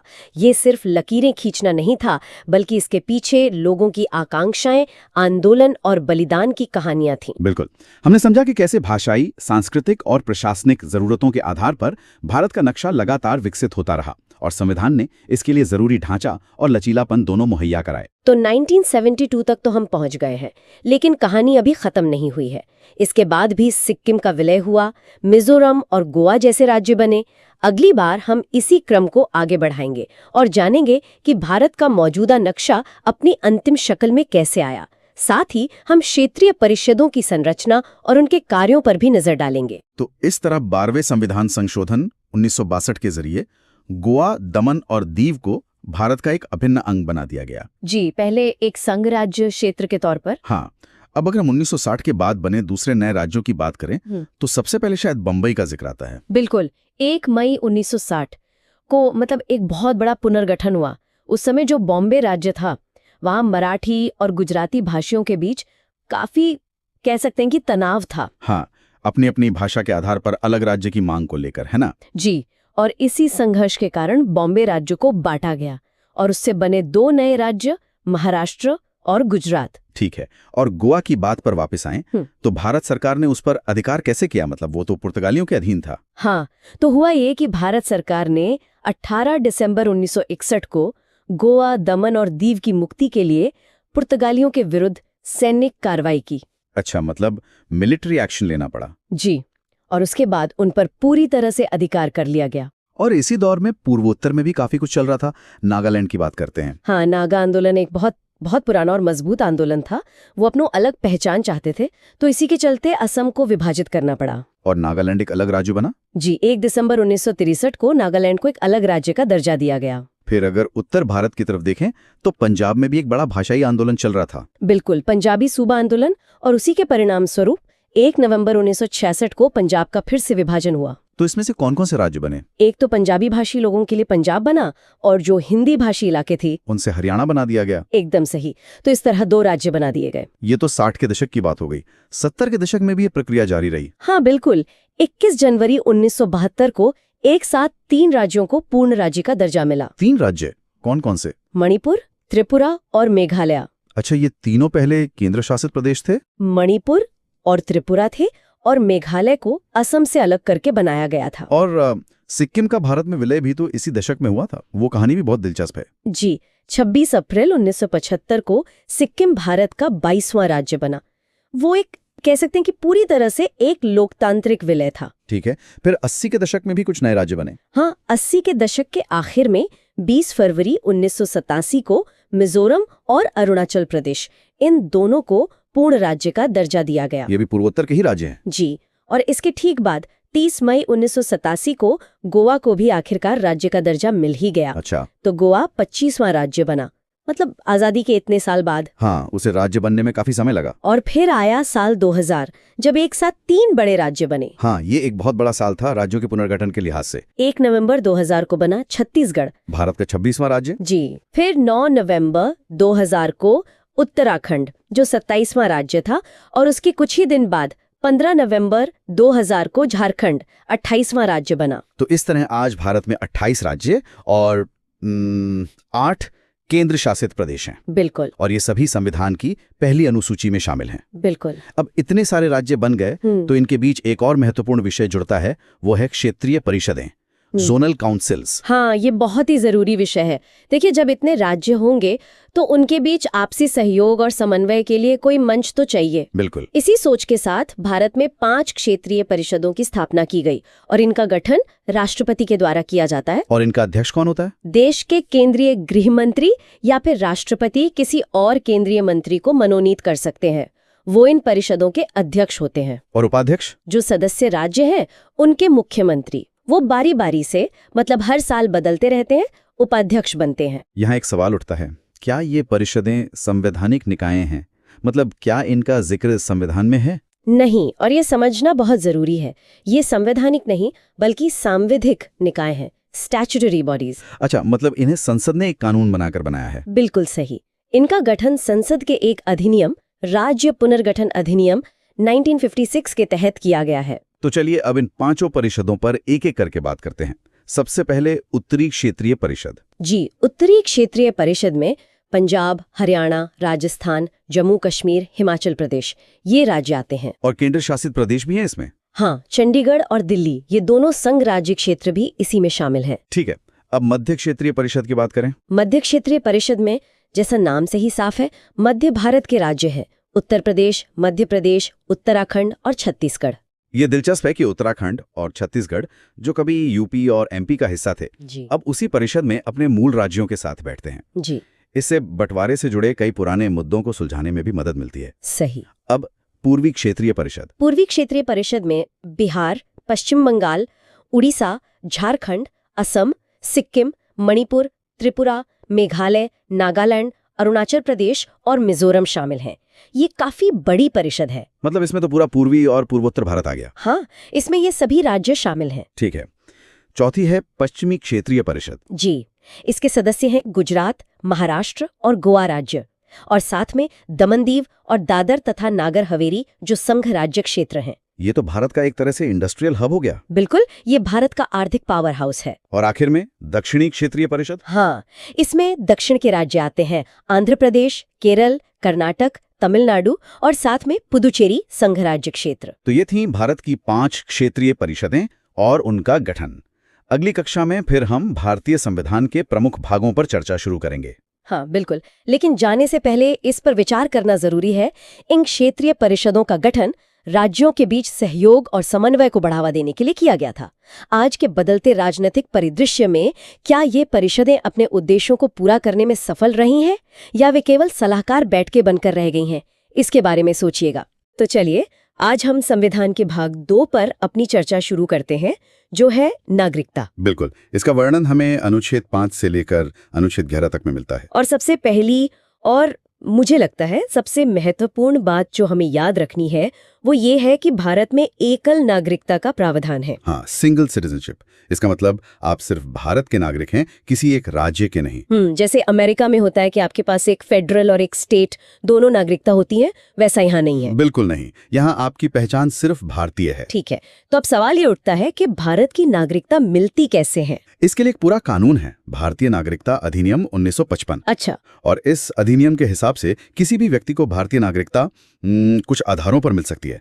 तो हम एक एक करके इन सभी को समझते हैं। बिल्कुल, तो सबसे पहला आधार क्या है? सबसे पहला और सबसे स्वाभाविक है जन्म से नागरिकता। जन्म से मतलब जिसका जन्म भारत में हुआ हो। हाँ बिल्कुल, इसका मतलब है कि हर वो व्यक्ति जिसका जन्म भारत में 26 जनवरी 1950 को या उसके बाद हुआ हो, वो जन्म से ही भारत का नागरिक माना जाएगा।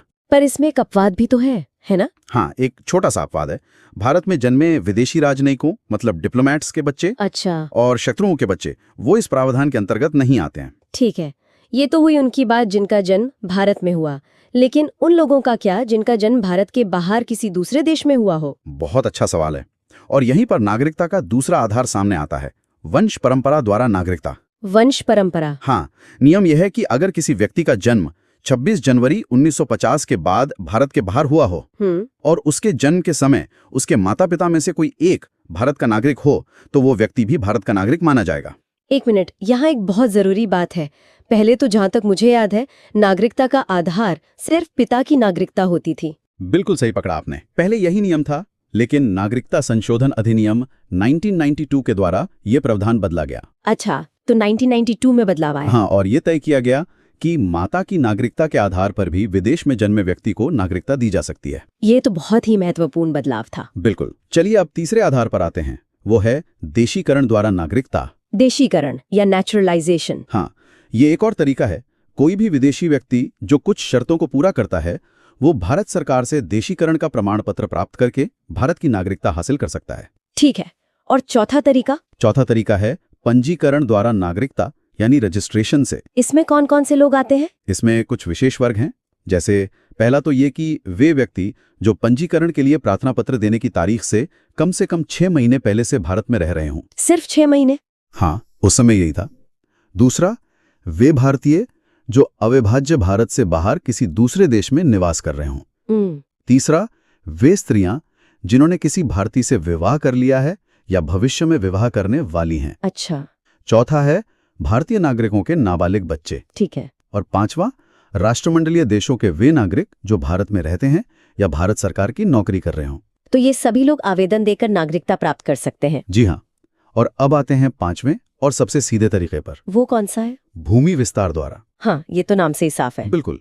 अगर भविष्य में किसी नए भूभाग को भारत में शामिल किया जाता है तो उस क्षेत्र में रहने वाले व्यक्तियों को मतलब अपने आप ही भारत की नागरिकता मिल जाती है। ठीक है, तो ये थे 1955 के अधिनियम के मुख्य प्रावधान, लेकिन इनमें बाद में कुछ बदलाव भी तो हुए, खासकर 1986 में। हाँ बिल्कुल। नागरिकता संशोधन अधिनियम 1986 ने कुछ बहुत जरूरी बदलाव किए। क्या थे वो मुख्य संशोधन? पहला संशोधन तो जन्म से नागरिकता वाले नियम में ही किया गया। अच्छा, उसमें क्या बदला? अब ये नियम बना दिया गया कि भारत में जन्मे केवल उसी व्यक्ति को नागरिकता दी जाएगी जिसके माता पिता में से कोई एक भारत का नागरिक हो। तो सिर्फ भारत में जन्म लेना काफी नहीं था अब? नहीं, बिल्कुल नहीं। और दूसरा बड़ा संशोधन था पंजीकरण द्वारा नागरिकता के लिए। जो व्यक्ति पंजीकरण के माध्यम से नागरिकता प्राप्त करना चाहते हैं उनके लिए अब भारत में कम से कम 5 साल तक निवास करना अनिवार्य कर दिया गया। 5 साल? अरे वाह, पहले तो ये अवधि सिर्फ 6 महीने की थी। जी। तो ये एक बड़ा बदलाव था। और ये अधिनियम जम्मू कश्मीर और असम सहित भारत के सभी राज्यों पर लागू होता है। ठीक है, तो हमने नागरिकता पाने के तरीके समझ लिए। अब सिक्के का दूसरा पहलू देखते हैं, मतलब भारतीय नागरिकता का अंत कैसे हो सकता है। हाँ, जिस तरह नागरिकता प्राप्त की जा सकती है उसी तरह इसका अंत भी हो सकता है। और इसके 3 मुख्य तरीके हैं। पहला तरीका क्या है? पहला है नागरिकता का परित्याग करने से, मतलब कोई भी वयस्क भारतीय नागरिक स्वेच्छा से अपनी नागरिकता छोड़ सकता है। अपनी मर्जी से? हाँ, अपनी मर्जी से। और दूसरा? दूसरा है किसी अन्य देश की नागरिकता स्वीकार कर लेने पर। अच्छा, तो अगर कोई भारतीय नागरिक किसी दूसरे देश की नागरिकता ले ले तो उसकी भारतीय नागरिकता अपने आप समाप्त हो जाती है, क्योंकि भारत में दोहरी नागरिकता नहीं है। ये तो बिल्कुल साफ है। और तीसरा तरीका? तीसरा तरीका है सरकार द्वारा नागरिकता छीनने पर। सरकार नागरिकता छीन भी सकती है? हाँ, लेकिन सिर्फ कुछ खास परिस्थितियों में, जैसे अगर कोई व्यक्ति अवैध तरीकों से नागरिकता प्राप्त करता है, मतलब धोखाधड़ी से? बिल्कुल, या फिर संविधान का अनादर करता है, तो भारत सरकार उसकी नागरिकता छीन सकती है। ठीक है, अब यहाँ एक और विशेष बात पर ध्यान देना जरूरी है, जो जम्मू कश्मीर राज्य से संबंधित थी। हाँ, हालांकि अब स्थिति बदल गई है, पर यह समझना जरूरी है। जम्मू कश्मीर के विधानमंडल को राज्य में स्थायी रूप से निवास करने वाले व्यक्तियों को कुछ अधिकार और विशेषाधिकार प्रदान करने की शक्ति दी गई थी। और ये शक्ति किन विषयों के संबंध में थी? इसमें मुख्य रूप से 4 बातें थी। पहला, राज्य के अधीन नियोजन के संबंध में, यानी सरकारी नौकरियां। हाँ।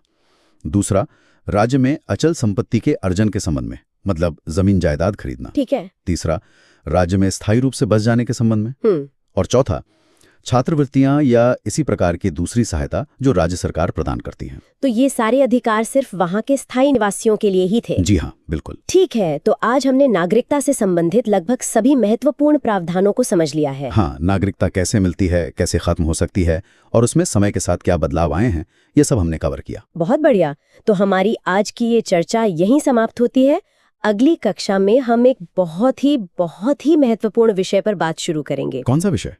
मौलिक अधिकार यानी फंडामेंटल राइट्स। वाह, ये तो संविधान की आत्मा है। इस पर चर्चा में मजा आएगा। तो इस तरह हमने देखा कि मौलिक अधिकार क्या हैं, इन्हें कहां से लिया गया है और इन्हें भारतीय संविधान का मैग्ना कार्टा क्यों कहा जाता है। हमने ये भी समझा कि मूल रूप से 7 मौलिक अधिकार थे, लेकिन संपत्ति के अधिकार को हटा दिए जाने के बाद अब 6 अधिकार बचे हैं। जी। आज हम इन 6 अधिकारों में से पहले अधिकार से अपनी चर्चा शुरू करते हैं, जो है समता या समानता का अधिकार। बिल्कुल, राइट टू इक्वालिटी। इसका वर्णन अनुच्छेद 14 से लेकर 18 तक में किया गया है। चलिए तो फिर सीधे अनुच्छेद 14 को देखते हैं। हाँ। ये कहता है विधि के समक्ष समता। इसका मतलब तो सीधा सा यही हुआ कि कानून की नजर में सब बराबर हैं। हाँ, मोटे तौर पर तो यही मतलब है, पर ये एक लाइन अपने आप में 2 बहुत जरूरी सिद्धांत रखती है। अच्छा। पहला है विधि के समक्ष समता, मतलब इक्वालिटी बिफोर द लॉ। ये एक ब्रिटिश विचार है। इसका मतलब है कि कोई भी व्यक्ति कानून से ऊपर नहीं है, चाहे वो कोई भी हो, प्रधानमंत्री हो या एक आम नागरिक, कानून सबके लिए एक है। ठीक है। और दूसरा सिद्धांत? दूसरा है विधियों का समान संरक्षण, यानी equal protection of the laws. ये अमेरिका से लिया गया है।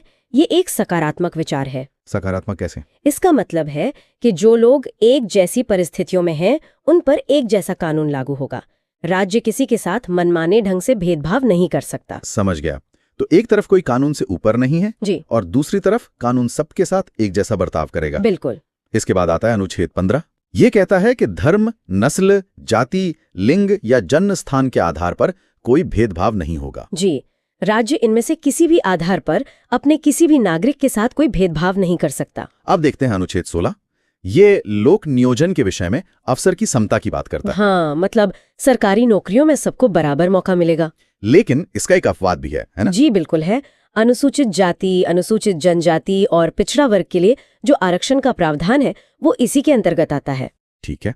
अगला है अनुच्छेद 17 जो अस्पृश्यता का अंत करता है। ये बहुत ही महत्वपूर्ण अनुच्छेद है। छुआछूत को खत्म करने के लिए इसे एक दंडनीय अपराध घोषित किया गया है। और समता के अधिकार के तहत जो आखिरी अनुच्छेद है वो है 18, उपाधियों का अंत। हाँ, इसके अनुसार राज्य, सेना या विद्या मतलब एजुकेशन से जुड़े सम्मान के अलावा और कोई उपाधि नहीं दे सकता। और कोई भारतीय नागरिक किसी दूसरे देश से भी कोई उपाधि नहीं ले सकता? ले सकता है, लेकिन उसके लिए राष्ट्रपति की आज्ञा जरूरी है, बिना उनकी आज्ञा के नहीं। तो ये था समता का अधिकार। अब हम अपने दूसरे मौलिक अधिकार की ओर बढ़ते हैं, स्वतंत्रता का अधिकार। बिल्कुल, राइट टू फ्रीडम। इसका वर्णन अनुच्छेद 19 से लेकर 22 तक में किया गया है। सबसे पहले अनुच्छेद 19 को समझते हैं। इसमें कई तरह की स्वतंत्रताएं दी गई हैं। हाँ, मूल संविधान में 7 थीं, लेकिन अब सिर्फ 6 हैं। सबसे पहली अनुच्छेद 19A, बोलने की स्वतंत्रता। अनुच्छेद में आता है, अलग से नहीं है।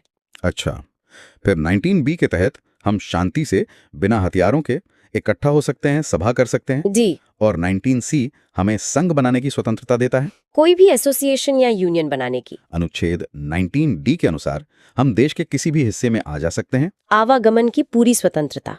और 19E के तहत देश के किसी भी क्षेत्र में बसने और रहने की स्वतंत्रता है। यहाँ पर जम्मू कश्मीर एक अपवाद था, हाँ, है ना? हाँ, पहले था, अब वो स्थिति बदल गई है। और जो 7वां अधिकार था 19F, हाँ। वो संपत्ति का अधिकार था। जी, जिसे 44वें संविधान संशोधन 1979 के द्वारा हटा दिया गया। और आखिर में 19G हमें कोई भी व्यापार या अपनी जीविका चलाने की स्वतंत्रता देता है। बिल्कुल।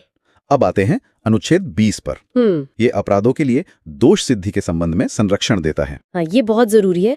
इसके तहत किसी भी अभियुक्त या दोषी व्यक्ति को 3 तरह का प्रोटेक्शन मिलता तो है। पहला क्या है? पहला ये कि किसी भी व्यक्ति को एक अपराध के लिए सिर्फ एक ही बार सजा मिलेगी, जिसे डबल जेपेडी कहते हैं। ठीक है। और दूसरा ये कि सजा उसी कानून के तहत मिलेगी जो अपराध करते समय लागू था, किसी पहले या बाद में बने कानून के तहत नहीं। अच्छा, मतलब रेट्रोस्पेक्टिव इफेक्ट नहीं होगा। बिल्कुल। और तीसरा ये कि किसी भी व्यक्ति को खुद अपने खिलाफ गवाही देने के लिए मजबूर नहीं किया जा सकता। Right against self incrimination. जी। अगला है अनुच्छेद 21 जो प्राण एवं दैहिक स्वतंत्रता का संरक्षण देता है। ये तो बहुत व्यापक लगता है। ये भारतीय संविधान का सबसे महत्वपूर्ण अनुच्छेदों में से एक है। ये कहता है कि किसी भी व्यक्ति को विधि द्वारा स्थापित प्रक्रिया के बिना उसके जीवन और व्यक्तिगत स्वतंत्रता से वंचित नहीं किया जा सकता। और इसी से जुड़ा एक और अनुच्छेद है, अनुच्छेद 21 का। हाँ, ये बाद में जोड़ा गया था 86वें संविधान संशोधन 2002 के द्वारा। और ये क्या कहता है? इसके अनुसार राज्य 6 से 14 साल की उम्र के सभी बच्चों को मुफ्त और अनिवार्य शिक्षा देगा। शिक्षा का अधिकार। जी, शिक्षा का मौलिक अधिकार। अब हम स्वतंत्रता के अधिकार के आखिरी अनुच्छेद यानी अनुच्छेद 22 को देखते हैं। हाँ? ये गिरफ्तारी और निरोध में संरक्षण की बात करता है। हाँ, अगर किसी व्यक्ति को सामान्य कानून के तहत गिरफ्तार किया गया है तो उसे 3 अधिकार मिलते हैं। कौन कौन से? पहला, उसे अपनी गिरफ्तारी का कारण जानने का अधिकार होगा। दूसरा, उसे 24 घंटे के अंदर मजिस्ट्रेट के सामने पेश करना होगा। आने जाने के समय को छोड़कर, है ना? हाँ, उस समय को छोड़कर। और तीसरा, उसे अपनी पसंद के वकील से सलाह लेने का अधिकार होगा। लेकिन इसमें एक पेच है, ये संरक्षण निवारक निरोध कानून के तहत गिरफ्तार व्यक्ति को नहीं मिलता। बिल्कुल नहीं मिलता। भारतीय संविधान के अनुच्छेद 22 के खंड 3, 4, 5 और 6 में निवारक निरोध मतलब प्रिवेंटिव डिटेंशन से जुड़े प्रावधान हैं। तो ये प्रिवेंटिव डिटेंशन है क्या? ये एक ऐसा कानून है जिसके तहत किसी व्यक्ति को अपराध करने से पहले ही सिर्फ अपराध करने की आशंका पर हिरासत में लिया जा सकता है, बिना किसी न्यायिक प्रक्रिया के। हाँ, इसका मकसद सजा देना नहीं बल्कि उसे अपराध करने से रोकना है। तो इस कानून के तहत सरकार किसी को कितने समय तक जेल में रख सकती है? सामान्य तौर पर सिर्फ 3 महीने तक। अगर उसे 3 महीने से ज्यादा समय के लिए हिरासत में रखना है तो उसके लिए एक सलाहकार बोर्ड की रिपोर्ट लेनी पड़ती है। और इस निवारक निरोध के संबंध में अब तक कई कानून बनाए गए हैं। जी, कई बनाए गए हैं। पहला था निवारक निरोध अधिनियम 1950। ये 31 दिसंबर 1969 को खत्म हो गया। फिर आया आंतरिक सुरक्षा व्यवस्था अधिनियम 1971, जिसे मीसा भी कहते थे। हाँ, मीसा। इसे 44वीं संविधान संशोधन 1979 के द्वारा खत्म कर दिया गया। अधिनियम 1974। जी, ये अभी भी लागू है। इसके तहत तस्करों पर कार्रवाई की जाती है। फिर राष्ट्रीय सुरक्षा कानून 1980 यानी रासुका बाय NSA। हाँ, जो जम्मू कश्मीर के अलावा बाकी सभी राज्यों में लागू किया गया। और एक जिसका नाम बहुत सुना गया, टाडा। बिल्कुल, आतंकवादी एवं विध्वंसकारी गतिविधियां निरोधक कानून। ये आतंकवादी के खिलाफ एक बहुत ही प्रभावी कानून माना जाता था। पर ये अब खत्म हो गया है। हाँ, 23 मई 1995 को इसे समाप्त कर दिया गया। तो आज हमने दो बहुत ही महत्वपूर्ण मौलिक अधिकारों, समता का अधिकार और स्वतंत्रता का अधिकार पर विस्तार से चर्चा की। जी, ये दोनों अधिकार एक तरह से भारतीय लोकतंत्र की नींव हैं। अगली कक्षा में हम बाकी के अधिकारों को समझेंगे, जिसकी शुरुआत हम शोषण के विरुद्ध अधिकार से करेंगे। बिल्कुल। आज के लिए इतना ही। तो चलिए अपनी चर्चा को आगे बढ़ाते हैं। पिछले भाग में हमने समानता और स्वतंत्रता के अधिकारों पर बात की थी। जी। अब आते हैं तीसरे मौलिक अधिकार पर, जो है शोषण के विरुद्ध अधिकार। इसका जिक्र अनुच्छेद 23 और 24 में है। तो शुरुआत अनुच्छेद 23 से ही करते हैं। ये किस बारे में? देखिए, अनुच्छेद 23 जो है वो सीधे सीधे मानव के दुर्व्यापार और बलात् श्रम पर रोक लगाता है। दुर्व्यापार और बलात् श्रम, इन शब्दों का मतलब थोड़ा और समझाइए। हाँ, दुर्व्यापार का मतलब है इंसानों की खरीद बिक्री, मतलब ह्यूमन ट्रैफिकिंग। अच्छा। और इसमें बेगारी और इसी तरह का जबरदस्ती लिया गया कोई भी काम, ये सब पूरी तरह से निषिद्ध है, मतलब मना है। और अगर कोई ऐसा करता है तो ये कानून के हिसाब से एक दंडनीय अपराध माना जाएगा। लेकिन इसमें एक महत्वपूर्ण बिंदु भी है ना? क्या राज्य किसी भी तरह की सेवा लागू नहीं कर सकता? हाँ, ये एक बहुत जरूरी बात है। इसमें एक अपवाद है। क्या? कि जरूरत पड़ने पर राज्य किसी से भी राष्ट्रीय सेवा करने के लिए कह सकता है, जैसे कि सेना में भर्ती या कोई और काम। बिल्कुल। लेकिन ऐसा करते समय राज्य नागरिकों के बीच धर्म, मूलवंश, जाति या वर्ग के आधार पर कोई भेदभाव नहीं कर सकता। ठीक है, ये तो हुआ अनुच्छेद 23। अब अनुच्छेद 24। ये तो खास तौर पर बच्चों से जुड़ा है, सही कहा ना मैंने? जी बिल्कुल। अनुच्छेद 24 के अनुसार 14 साल से कम उम्र के किसी भी बच्चे को हाँ, किसी भी बच्चे को कारखानों, खानों या फिर किसी और जोखिम भरे काम पर नहीं लगाया जा सकता। ये तो बाल श्रम पर एक सीधी रोक है। एकदम सीधी रोक। ठीक है, तो ये तो हुआ शोषण के विरुद्ध अधिकार।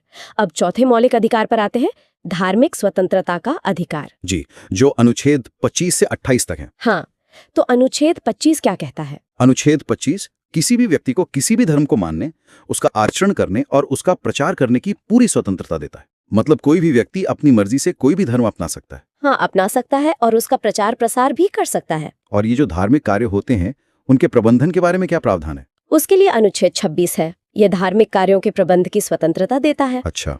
इसके तहत कोई भी व्यक्ति अपने धर्म के लिए संस्थाओं की स्थापना कर सकता है, उनका पोषण कर सकता है। और संपत्ति के बारे में? हाँ, वो विधि सम्मत यानी कानून के दायरे में रह के संपत्ति का अर्जन, स्वामित्व और प्रशासन भी कर सकता है। इसका मतलब ये हुआ कि राज्य किसी खास धर्म के प्रचार के लिए टैक्स नहीं लगा सकता। सही। यही बात अनुच्छेद 27 में साफ साफ कही गई है। क्या कहा गया है? इसके अनुसार राज्य किसी भी व्यक्ति को ऐसे कर देने के लिए मजबूर नहीं कर सकता जिसकी आय किसी खास धर्म या धार्मिक संप्रदाय की उन्नति या पोषण में खर्च करने के लिए तय की गई हो। और शिक्षण संस्थानों में धार्मिक शिक्षा के बारे में क्या नियम है? वो अनुच्छेद 28 में होगा। जी। अनुच्छेद 28 के अनुसार कोई भी शिक्षण संस्था जो पूरी तरह से राज्य के पैसे से चल रही हो, मतलब सरकारी स्कूल या कॉलेज? हाँ बिल्कुल, उनमें कोई धार्मिक शिक्षा नहीं दी जाएगी। और अगर कोई छात्र वहां पढ़ता है तो ऐसे शिक्षण संस्थान अपने विद्यार्थियों को किसी भी धार्मिक अनुष्ठान में भाग लेने या किसी धर्मोपदेश को सुनने के लिए बाध्य नहीं कर सकते। ठीक है, यहाँ तक सब स्पष्ट है। अब हम शायद सबसे महत्वपूर्ण मौलिक अधिकार पर आते हैं, छठा अधिकार, संवैधानिक उपचारों का अधिकार। जी, संवैधानिक उपचारों का अधिकार। हाँ, ये अनुच्छेद 32 में है। और देखिए, डॉक्टर भीमराव अंबेडकर ने इसे संविधान की आत्मा कहा है। संविधान की आत्मा? जी, ये बहुत ज्यादा महत्वपूर्ण है क्योंकि यही वो अधिकार है जो बाकी सभी मौलिक अधिकारों को लागू करवाता है। तो इसके अंतर्गत न्यायालय क्या कदम उठा सकता है? अनुच्छेद 32 के तहत मौलिक अधिकारों को लागू कराने के लिए सुप्रीम कोर्ट कई तरह के समादेश जारी कर सकता है। समादेश? जी, जिन्हें हम रिट कहते हैं। ये 5 तरह के होते हैं। चलिए इन पांचों रिट को एक एक करके समझते हैं। पहला कौन सा है? पहला है बंदी प्रत्यक्षीकरण यानी हेबियस कॉर्पस। Habeas corpus. हाँ, ये उस व्यक्ति की प्रार्थना पर जारी किया जाता है जिसे लगता है कि उसे अवैध रूप से बंदी बनाया गया है। तो कोर्ट क्या करता है? इसके द्वारा न्यायालय बंदी बनाने वाले अधिकारी को आदेश देता है कि वो बंदी बनाए गए व्यक्ति को एक निश्चित जगह और समय पर कोर्ट के सामने पेश करे, ताकि कोर्ट मामले को देख सके। बिल्कुल, जिससे न्यायालय बंदी बनाए जाने के कारणों पर विचार कर सके। अच्छा, और दूसरा रिट कौन सा है? दूसरा है परमादेश, मैंडेमिस। परमादेश। परमादेश का लेख उस समय जारी किया जाता है जब कोई पदाधिकारी अपने सार्वजनिक कर्तव्य का पालन नहीं कर रहा हो। तो इस रिट के जरिए इस आज्ञा पत्र के आधार पर उस पदाधिकारी को उसके कर्तव्य का पालन करने का आदेश जारी किया जाता है। और तीसरा है प्रतिषेध लेख, प्रोहिबिशन। प्रतिषेध मतलब रोकना। हाँ, ये आज्ञा पत्र सर्वोच्च न्यायालय और उच्च न्यायालयों द्वारा अपने से निचली अदालतों को जारी किया जाता है। और इसमें क्या आदेश होता है? इसमें आदेश दिया जाता है कि इस मामले में वे अपने यहाँ कार्यवाही न करें, क्योंकि ये मामला उनके अधिकार क्षेत्र के बाहर है। ठीक है। और चौथा रिट उत्प्रेषण। हाँ, चौथा है उत्प्रेषण, सर्ट्योरारी। ये क्या करता है? इसके द्वारा अधीनस्थ न्यायालयों को यह निर्देश दिया जाता है कि वे अपने पास लंबित मुकदमों के न्याय निर्णयन के लिए उसे वरिष्ठ न्यायालय को भेजें। तो ये प्रतिषेध से अलग कैसे है? देखिए, प्रतिषेध कार्यवाही को बीच में ही रोकता है, जबकि उत्प्रेषण में मामला वरिष्ठ न्यायालय अपने पास मंगवा लेता है। समझ गया। और अंतिम पांचवा रिट। पांचवा और अंतिम रिट है अधिकार पृच्छा लेख, क्वो वारंटो। अधिकार पृच्छा। जी, जब कोई व्यक्ति ऐसे पदाधिकारी के रूप में काम करने लगता है जिसके रूप में काम करने का उसे कानूनी अधिकार नहीं है, मतलब कोई गलत तरीके से किसी पद पर बैठ गया हो। बिल्कुल, तो न्यायालय अधिकार पृच्छा के आदेश से उस व्यक्ति से पूछता है कि वो किस अधिकार से ये काम कर रहा है, और जब तक वो इसका संतोषजनक उत्तर नहीं देता तब तक वो उस पद पर कार्य नहीं कर सकता है। तो ये वो 5 शक्तिशाली उपकरण हैं जो अनुच्छेद 32 के तहत सर्वोच्च न्यायालय को दिए गए हैं, ताकि नागरिकों के मौलिक अधिकारों की रक्षा हो सके। जी, ये सचमुच संविधान का हृदय और आत्मा है। बिल्कुल। इन उपचारों के बिना मौलिक अधिकार तो बस कागज पर लिखी बातें बनकर रह जाते। सही बात है। अब जब हमने अधिकारों और उनके उपचारों को समझ लिया है, तो अगली कक्षा में हम इस बात पर चर्चा करेंगे कि क्या मौलिक अधिकारों में संशोधन किया जा सकता है। एक बहुत जरूरी सवाल है ये। जी, और इस विषय पर सर्वोच्च न्यायालय के क्या महत्वपूर्ण निर्णय रहे हैं। आज के लिए इतना ही। तो चलिए अब हम संविधान के भाग 4 पर आते हैं। जी। राज्य की नीति निर्देशक सिद्धांत। इनका वर्णन अनुच्छेद 36 से लेके 51 तक में किया गया है। और ये ध्यान रखना बहुत महत्वपूर्ण है कि इनकी प्रेरणा आयरलैंड के संविधान से मिली है। और सबसे बड़ी बात, इन्हें न्यायालय द्वारा लागू नहीं किया जा सकता। जी, ये वाद योग्य नहीं है। तो फिर इनका उद्देश्य क्या है? मूल रूप से इन सिद्धांतों का उद्देश्य एक लोक कल्याणकारी राज्य की स्थापना करना है। एक वेलफेयर स्टेट। हाँ, जहाँ सामाजिक और आर्थिक लोकतंत्र स्थापित हो सके। ठीक है, तो एक एक करके कुछ प्रमुख अनुच्छेदों को देखते हैं।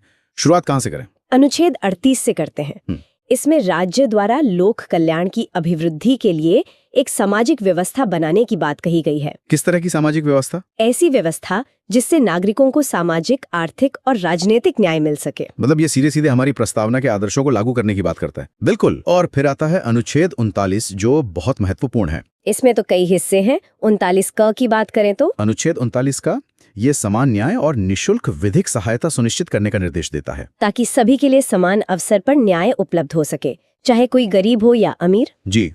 और फिर 39 ख है। इसमें सार्वजनिक धन की बात है ना? हाँ, इसमें सार्वजनिक धन का स्वामित्व और नियंत्रण इस प्रकार करने की बात है कि सार्वजनिक हित का सर्वोत्तम साधन हो सके। और 39 ग भी इसी से जुड़ा है। जी, ये धन के समान वितरण पर जोर देता है, मतलब पैसा कुछ ही हाथों में इकट्ठा ना हो। ठीक है, अब एक बहुत ही चर्चित अनुच्छेद पर आते हैं।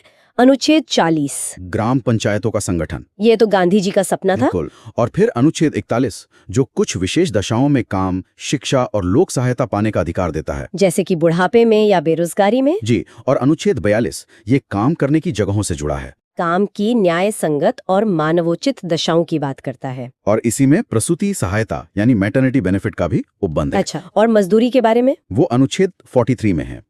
श्रमकारों के लिए निर्वाचन मजदूरी और साथ ही कुटीर उद्योगों को प्रोत्साहन। इसके बाद आता है शायद सबसे विवादास्पद अनुच्छेद 44, नागरिकों के लिए एक समान सिविल संहिता, यूनिफॉर्म सिविल कोड, जिस पर आज भी बहुत बहस होती है। जी।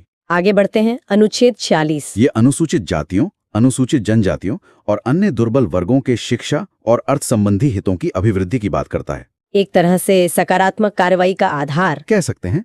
फिर अनुच्छेद 47 है जो पोषाहार स्तर और जीवन स्तर को ऊंचा करने की बात करता है। और लोक स्वास्थ्य का सुधार, मतलब शराबबंदी जैसे कानून इसी से प्रेरणा लेते हैं। हाँ, इसी से।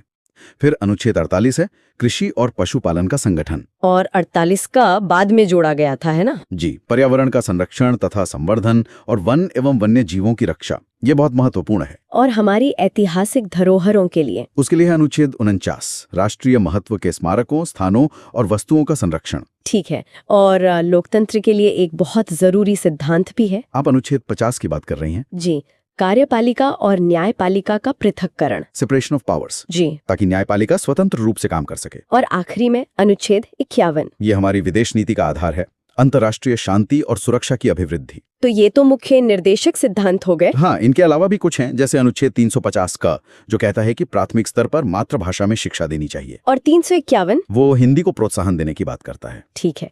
तो अब एक बहुत ही महत्वपूर्ण सवाल पर आते हैं। मौलिक अधिकार और नीति निर्देशक सिद्धांतों के बीच आखिर अंतर क्या है? ये समझना बहुत जरूरी है। पहला और सबसे बड़ा अंतर तो स्रोत का है। नीति निर्देशक सिद्धांत आयरलैंड के संविधान से लिए गए हैं और मौलिक अधिकार संयुक्त राज्य अमेरिका के संविधान से। दूसरा अंतर संविधान के भाग का है। जी, निर्देशक सिद्धांत भाग 4 में है और मौलिक अधिकार भाग 3 में। और तीसरा जो सबसे मुख्य है, इन्हें लागू कराने से जुड़ा है। बिल्कुल, नीति निर्देशक सिद्धांतों को लागू कराने के लिए आप न्यायालय की शरण नहीं ले सकते, जबकि मौलिक अधिकार के हनन पर हम सीधे कोर्ट जा सकते हैं। सही। चौथा अंतर इनकी प्रकृति का है। वो कैसे? ये सिद्धांत समाज की भलाई के लिए हैं और मौलिक अधिकार व्यक्ति के अधिकार के लिए है। हाँ, पांचवा अंतर है मान्यता का। मतलब इनके पीछे, मतलब निर्देशक सिद्धांतों के पीछे राजनीतिक मान्यता है और मौलिक अधिकारों के पीछे कानूनी मान्यता है। जी। छठा अंतर सरकार के अधिकारों से संबंधित है। ये सिद्धांत सरकार के अधिकारों को बढ़ाते हैं ताकि वो समाज के लिए काम कर सके, जबकि मौलिक अधिकार सरकार के महत्व को या कहें कि उसकी शक्तियों को सीमित करते हैं। और सातवां, ये राज्य सरकार द्वारा लागू करने के बाद ही नागरिक को प्राप्त होते हैं, जबकि अधिकार नागरिकों को संविधान से स्वतः ही मिल जाते हैं। बिल्कुल सही। चलिए तो अब आगे बढ़ते हैं और संविधान के एक और महत्वपूर्ण हिस्से मूल कर्तव्य पर चर्चा करते हैं। जी, फंडामेंटल ड्यूटीज। ये तो मूल संविधान का हिस्सा नहीं थे। नहीं, इन्हें सरदार स्वर्ण सिंह समिति की अनुशंसा पर संविधान के 42वें संशोधन जो 1976 में हुआ, उसके द्वारा जोड़ा गया था। और इसकी प्रेरणा कहाँ से मिली? इसे रूस, मतलब तत्कालीन सोवियत संघ के संविधान से लिया गया है। और इन्हें संविधान में कहाँ रखा गया है? इन्हें संविधान के भाग 4 क में अनुच्छेद 51 क के तहत रखा गया है। तो कुल कितने मूल कर्तव्य हैं? अभी 11 हैं। जब जोड़े गए थे तब 10 थे। तो एक एक करके इन्हें समझते हैं। पहला कर्तव्य क्या है? पहला है कि प्रत्येक नागरिक का ये कर्तव्य होगा कि वो संविधान का पालन करे और उसके आदर्शों, संस्थाओं, राष्ट्रध्वज और राष्ट्रगान का आदर करे। जी। दूसरा, स्वतंत्रता के लिए हमारे राष्ट्रीय आंदोलन को प्रेरित करने वाले उच्च आदर्शों को हृदय में संजोए रखें और उनका पालन करें। मतलब जिन सिद्धांतों के लिए आजादी की लड़ाई लड़ी गई उन्हें याद रखें। बिल्कुल। तीसरा है भारत की प्रभुता, एकता और अखंडता की रक्षा करे और उसे अक्षुण्ण रखे। चौथा कर्तव्य, देश की रक्षा करे, मतलब जब भी देश को जरूरत हो। हाँ। पांचवा है भारत के सभी लोगों में समरसता और समान भ्रातृत्व की भावना का निर्माण करे, भाईचारे की भावना। जी। और छठा है हमारी सामाजिक संस्कृति की गौरवशाली परंपरा का महत्व समझे और उसका परिरक्षण करें, हमारी मिलीजुली संस्कृति को बचाए रखना। सही। सातवां, प्राकृतिक पर्यावरण की रक्षा और उसका संवर्धन करें। ये तो निर्देशक सिद्धांतों में भी था। हाँ, ये राज्य और नागरिक दोनों की जिम्मेदारी है। आठवां कर्तव्य बहुत दिलचस्प है। वैज्ञानिक दृष्टिकोण और ज्ञानार्जन की भावना का विकास करें, अंधविश्वास से दूर होकर तर्कपूर्ण सोच को अपनाना। जी। नौवां है सार्वजनिक संपत्ति को सुरक्षित रखें और हिंसा से दूर रहें। हाँ। 10वां है व्यक्तिगत एवं सामूहिक गतिविधियों के सभी क्षेत्रों में उत्कर्ष की ओर बढ़ने का सतत प्रयास करें, मतलब खुद को और देश को बेहतर बनाने की कोशिश करते रहें। और 11वां कर्तव्य जो बाद में जोड़ा गया, ये शिक्षा से संबंधित है ना? हाँ। माता पिता या संरक्षक द्वारा 6 से 14 वर्ष के बच्चों हेतु प्राथमिक शिक्षा प्रदान करना। ये कौन से संशोधन से जोड़ा गया? यह कर्तव्य 86वें संशोधन 2002 के द्वारा जोड़ा गया। तो ये थे हमारे मूल कर्तव्य। जी। तो इसके साथ ही संविधान का यह महत्वपूर्ण भाग यहाँ समाप्त होता है। हाँ, अगली कक्षा में हम संघीय कार्यपालिका के विषय पर अपनी चर्चा शुरू करेंगे। बातों को आगे बढ़ाते हुए आज हम संघीय कार्यपालिका के प्रमुख यानी राष्ट्रपति के विषय में विस्तार से जानेंगे। जी, जैसा कि हम जानते हैं, भारत में संसदीय व्यवस्था है और इस व्यवस्था में राष्ट्रपति नाम मात्र की कार्यपालिका होते हैं। मतलब असली शक्ति प्रधानमंत्री और उनके मंत्रिमंडल के पास होती है। बिल्कुल, राष्ट्रपति देश के संवैधानिक प्रधान है उन्हें भारत का प्रथम नागरिक भी कहा जाता है। तो चलिए सबसे पहले ये समझते हैं कि अगर किसी को राष्ट्रपति बनना हो तो उसके लिए क्या क्या योग्यताएं होनी चाहिए। देखिए, संविधान के अनुच्छेद 58 में इसकी 4 मुख्य शर्तें दी गई हैं। ओके। पहली, कि व्यक्ति भारत का नागरिक हो, ये तो जाहिर सी बात है। हाँ, ये तो होना ही चाहिए। दूसरी, कि वो 35 वर्ष की आयु पूरी कर चुका हो। ठीक है, 35 साल। तीसरी, वो लोकसभा का सदस्य निर्वाचित किए जाने के योग्य हो। अच्छा, यहाँ एक बात है, इसका मतलब ये नहीं है कि उन्हें लोकसभा का सदस्य होना ही चाहिए, बस योग्य होना चाहिए। सही है? एकदम सही, बस योग्यता होनी चाहिए। और चौथी शर्त है कि वो चुनाव के समय किसी लाभ के पद पर ना हो। लाभ का पद, ये थोड़ा समझाएंगे। मतलब वो किसी ऐसी सरकारी नौकरी में ना हो जिससे उनकी निष्पक्षता पर सवाल उठे। पर यहाँ एक दिलचस्प बात है। वो क्या? अगर कोई व्यक्ति पहले से ही राष्ट्रपति, उपराष्ट्रपति, किसी राज्य का राज्यपाल या फिर केंद्र या राज्य में मंत्री है तो उस पद को लाभ का पद नहीं माना जाएगा। ओह अच्छा, तभी मंत्री या राज्यपाल भी चुनाव लड़ पाते हैं। जी हाँ, बिल्कुल। तो ये तो हो गई योग्यता की बात। अब आते हैं निर्वाचन पर। ये तो हम जानते हैं कि आम जनता सीधे वोट नहीं डालती, तो फिर राष्ट्रपति को चुनता कौन है? राष्ट्रपति का चुनाव एक निर्वाचक मंडल करता है, एक इलेक्टोरल कॉलेज। और इस कॉलेज में कौन कौन होता है? इसमें राज्यसभा, लोकसभा और सभी राज्यों की विधानसभाओं के सिर्फ निर्वाचित सदस्य होते हैं। सिर्फ निर्वाचित सदस्य? मतलब जो मनोनीत सदस्य होते हैं, जैसे राज्यसभा में 12 सदस्य, वो वोट नहीं करते? नहीं, वो इस चुनाव में भाग नहीं लेते। और अब तो एक नई व्यवस्था के तहत पुदुचेरी और दिल्ली विधानसभा के निर्वाचित सदस्यों को भी इसमें शामिल कर लिया गया है। ठीक है। और अगर किसी को चुनाव लड़ना हो तो क्या कोई भी जाकर नामांकन भर सकता है? नहीं, ऐसा भी नहीं है। उम्मीदवार के लिए निर्वाचक मंडल के ही 50 सदस्य प्रस्तावक होने चाहिए और 50 सदस्य अनुमोदक। यानी कुल 100 सांसदों या विधायकों का समर्थन चाहिए सिर्फ नामांकन के लिए। हाँ, इससे ये सुनिश्चित होता है कि केवल गंभीर उम्मीदवार ही चुनाव में उतरे। और क्या कोई एक व्यक्ति दोबारा राष्ट्रपति बन सकता है? हाँ, इस पर कोई सीमा नहीं है। एक ही व्यक्ति जितनी बार चाहे राष्ट्रपति के पद पर निर्वाचित हो सकता है। तो ये तो हुई चुनाव की प्रक्रिया। अब मान लीजिए कि राष्ट्रपति को उनके पद से हटाना हो, तो क्या इसका भी कोई प्रावधान है? जी है, और ये प्रक्रिया बहुत बहुत कठिन बनाई गई है। इसे महाभियोग या इम्पीचमेंट कहते हैं। इसका जिक्र संविधान के अनुच्छेद 61 में है। महाभियोग। और ये किस आधार पर लाया जा सकता है? इसका सिर्फ एक ही आधार है, संविधान का अतिक्रमण, यानी संविधान का उल्लंघन करने पर। लेकिन संविधान का अतिक्रमण तो बहुत स्पष्ट नहीं है। इसे कौन तय करेगा? सही सवाल है। इसकी कोई साफ परिभाषा नहीं है। ये तय करने का अधिकार संसद को ही दिया गया है। महाभियोग का प्रस्ताव संसद के किसी भी सदन में शुरू किया जा सकता है, लोकसभा या राज्यसभा। और इसकी प्रक्रिया क्या है? इसकी एक शर्त है, जिस भी सदन में प्रस्ताव लाना है उन्हें कम से कम 14 दिन पहले राष्ट्रपति को एक लिखित सूचना देनी पड़ती है। एक नोटिस? हाँ, एक नोटिस। और उस नोटिस पर उस सदन के कम से कम 1/4 सदस्यों के हस्ताक्षर होने जरूरी हैं। और नोटिस के बाद जब प्रस्ताव सदन में आता है तो उसे उस सदन की कुल सदस्य संख्या के कम से कम 2/3 बहुमत से पारित करना होता है। कुल सदस्य संख्या का 2/3? ये तो बहुत बड़ा बहुमत है। जी। और एक सदन से पास होने के बाद प्रस्ताव दूसरे सदन में जाता है। दूसरा सदन इन आरोपों की जांच करता है। और इस जांच के दौरान राष्ट्रपति का क्या? जांच के दौरान राष्ट्रपति को अपना पक्ष रखने का पूरा अधिकार होता है। वो खुद उपस्थित हो सकते हैं या अपना कोई प्रतिनिधि भेज सकते हैं। और अगर दूसरा सदन भी आरोपों को सही मान ले? अगर जांच के बाद दूसरा सदन भी प्रस्ताव को अपनी कुल सदस्य संख्या के कम से कम 2/3 बहुमत से पारित कर दे तो उसी तारीख से राष्ट्रपति को अपने पद से हटा हुआ मान लिया जाता है। समझ गया। अच्छा, अगर राष्ट्रपति का पद उनकी मृत्यु या त्यागपत्र से खाली हो जाए तब क्या होता है? ऐसी किसी भी स्थिति में पद को 6 महीने के अंदर भरना अनिवार्य होता है। ठीक है, तो चलिए अब उस हिस्से पर आते हैं जिसका सबको इंतजार रहता है, राष्ट्रपति की शक्तियां और कर्तव्य। शुरुआत नियुक्ति संबंधी शक्तियों से करते हैं। बिल्कुल, ये उनकी एक बहुत बड़ी शक्ति है। राष्ट्रपति ही भारत के प्रधानमंत्री की नियुक्ति करते हैं। और बाकी मंत्रियों की? बाकी मंत्रियों की नियुक्ति भी राष्ट्रपति ही करते हैं, लेकिन प्रधानमंत्री की सलाह पर। और सरकार के बाहर? सरकार के बाहर भी लगभग सभी बड़े संवैधानिक पदों पर नियुक्तियां राष्ट्रपति ही करते हैं, जैसे सर्वोच्च न्यायालय और उच्च न्यायालयों के मुख्य न्यायाधीश। अच्छा, जजों की नियुक्ति भी? हाँ, भारत के नियंत्रक एवं महालेखा परीक्षक यानी सीएजी, राज्यों के राज्यपाल, मुख्य चुनाव आयुक्त और दूसरे चुनाव आयुक्त, भारत के महान्यायवादी, यूपीएससी के अध्यक्ष और सदस्य। ये लिस्ट तो बहुत लंबी है। जी, बहुत लंबी है।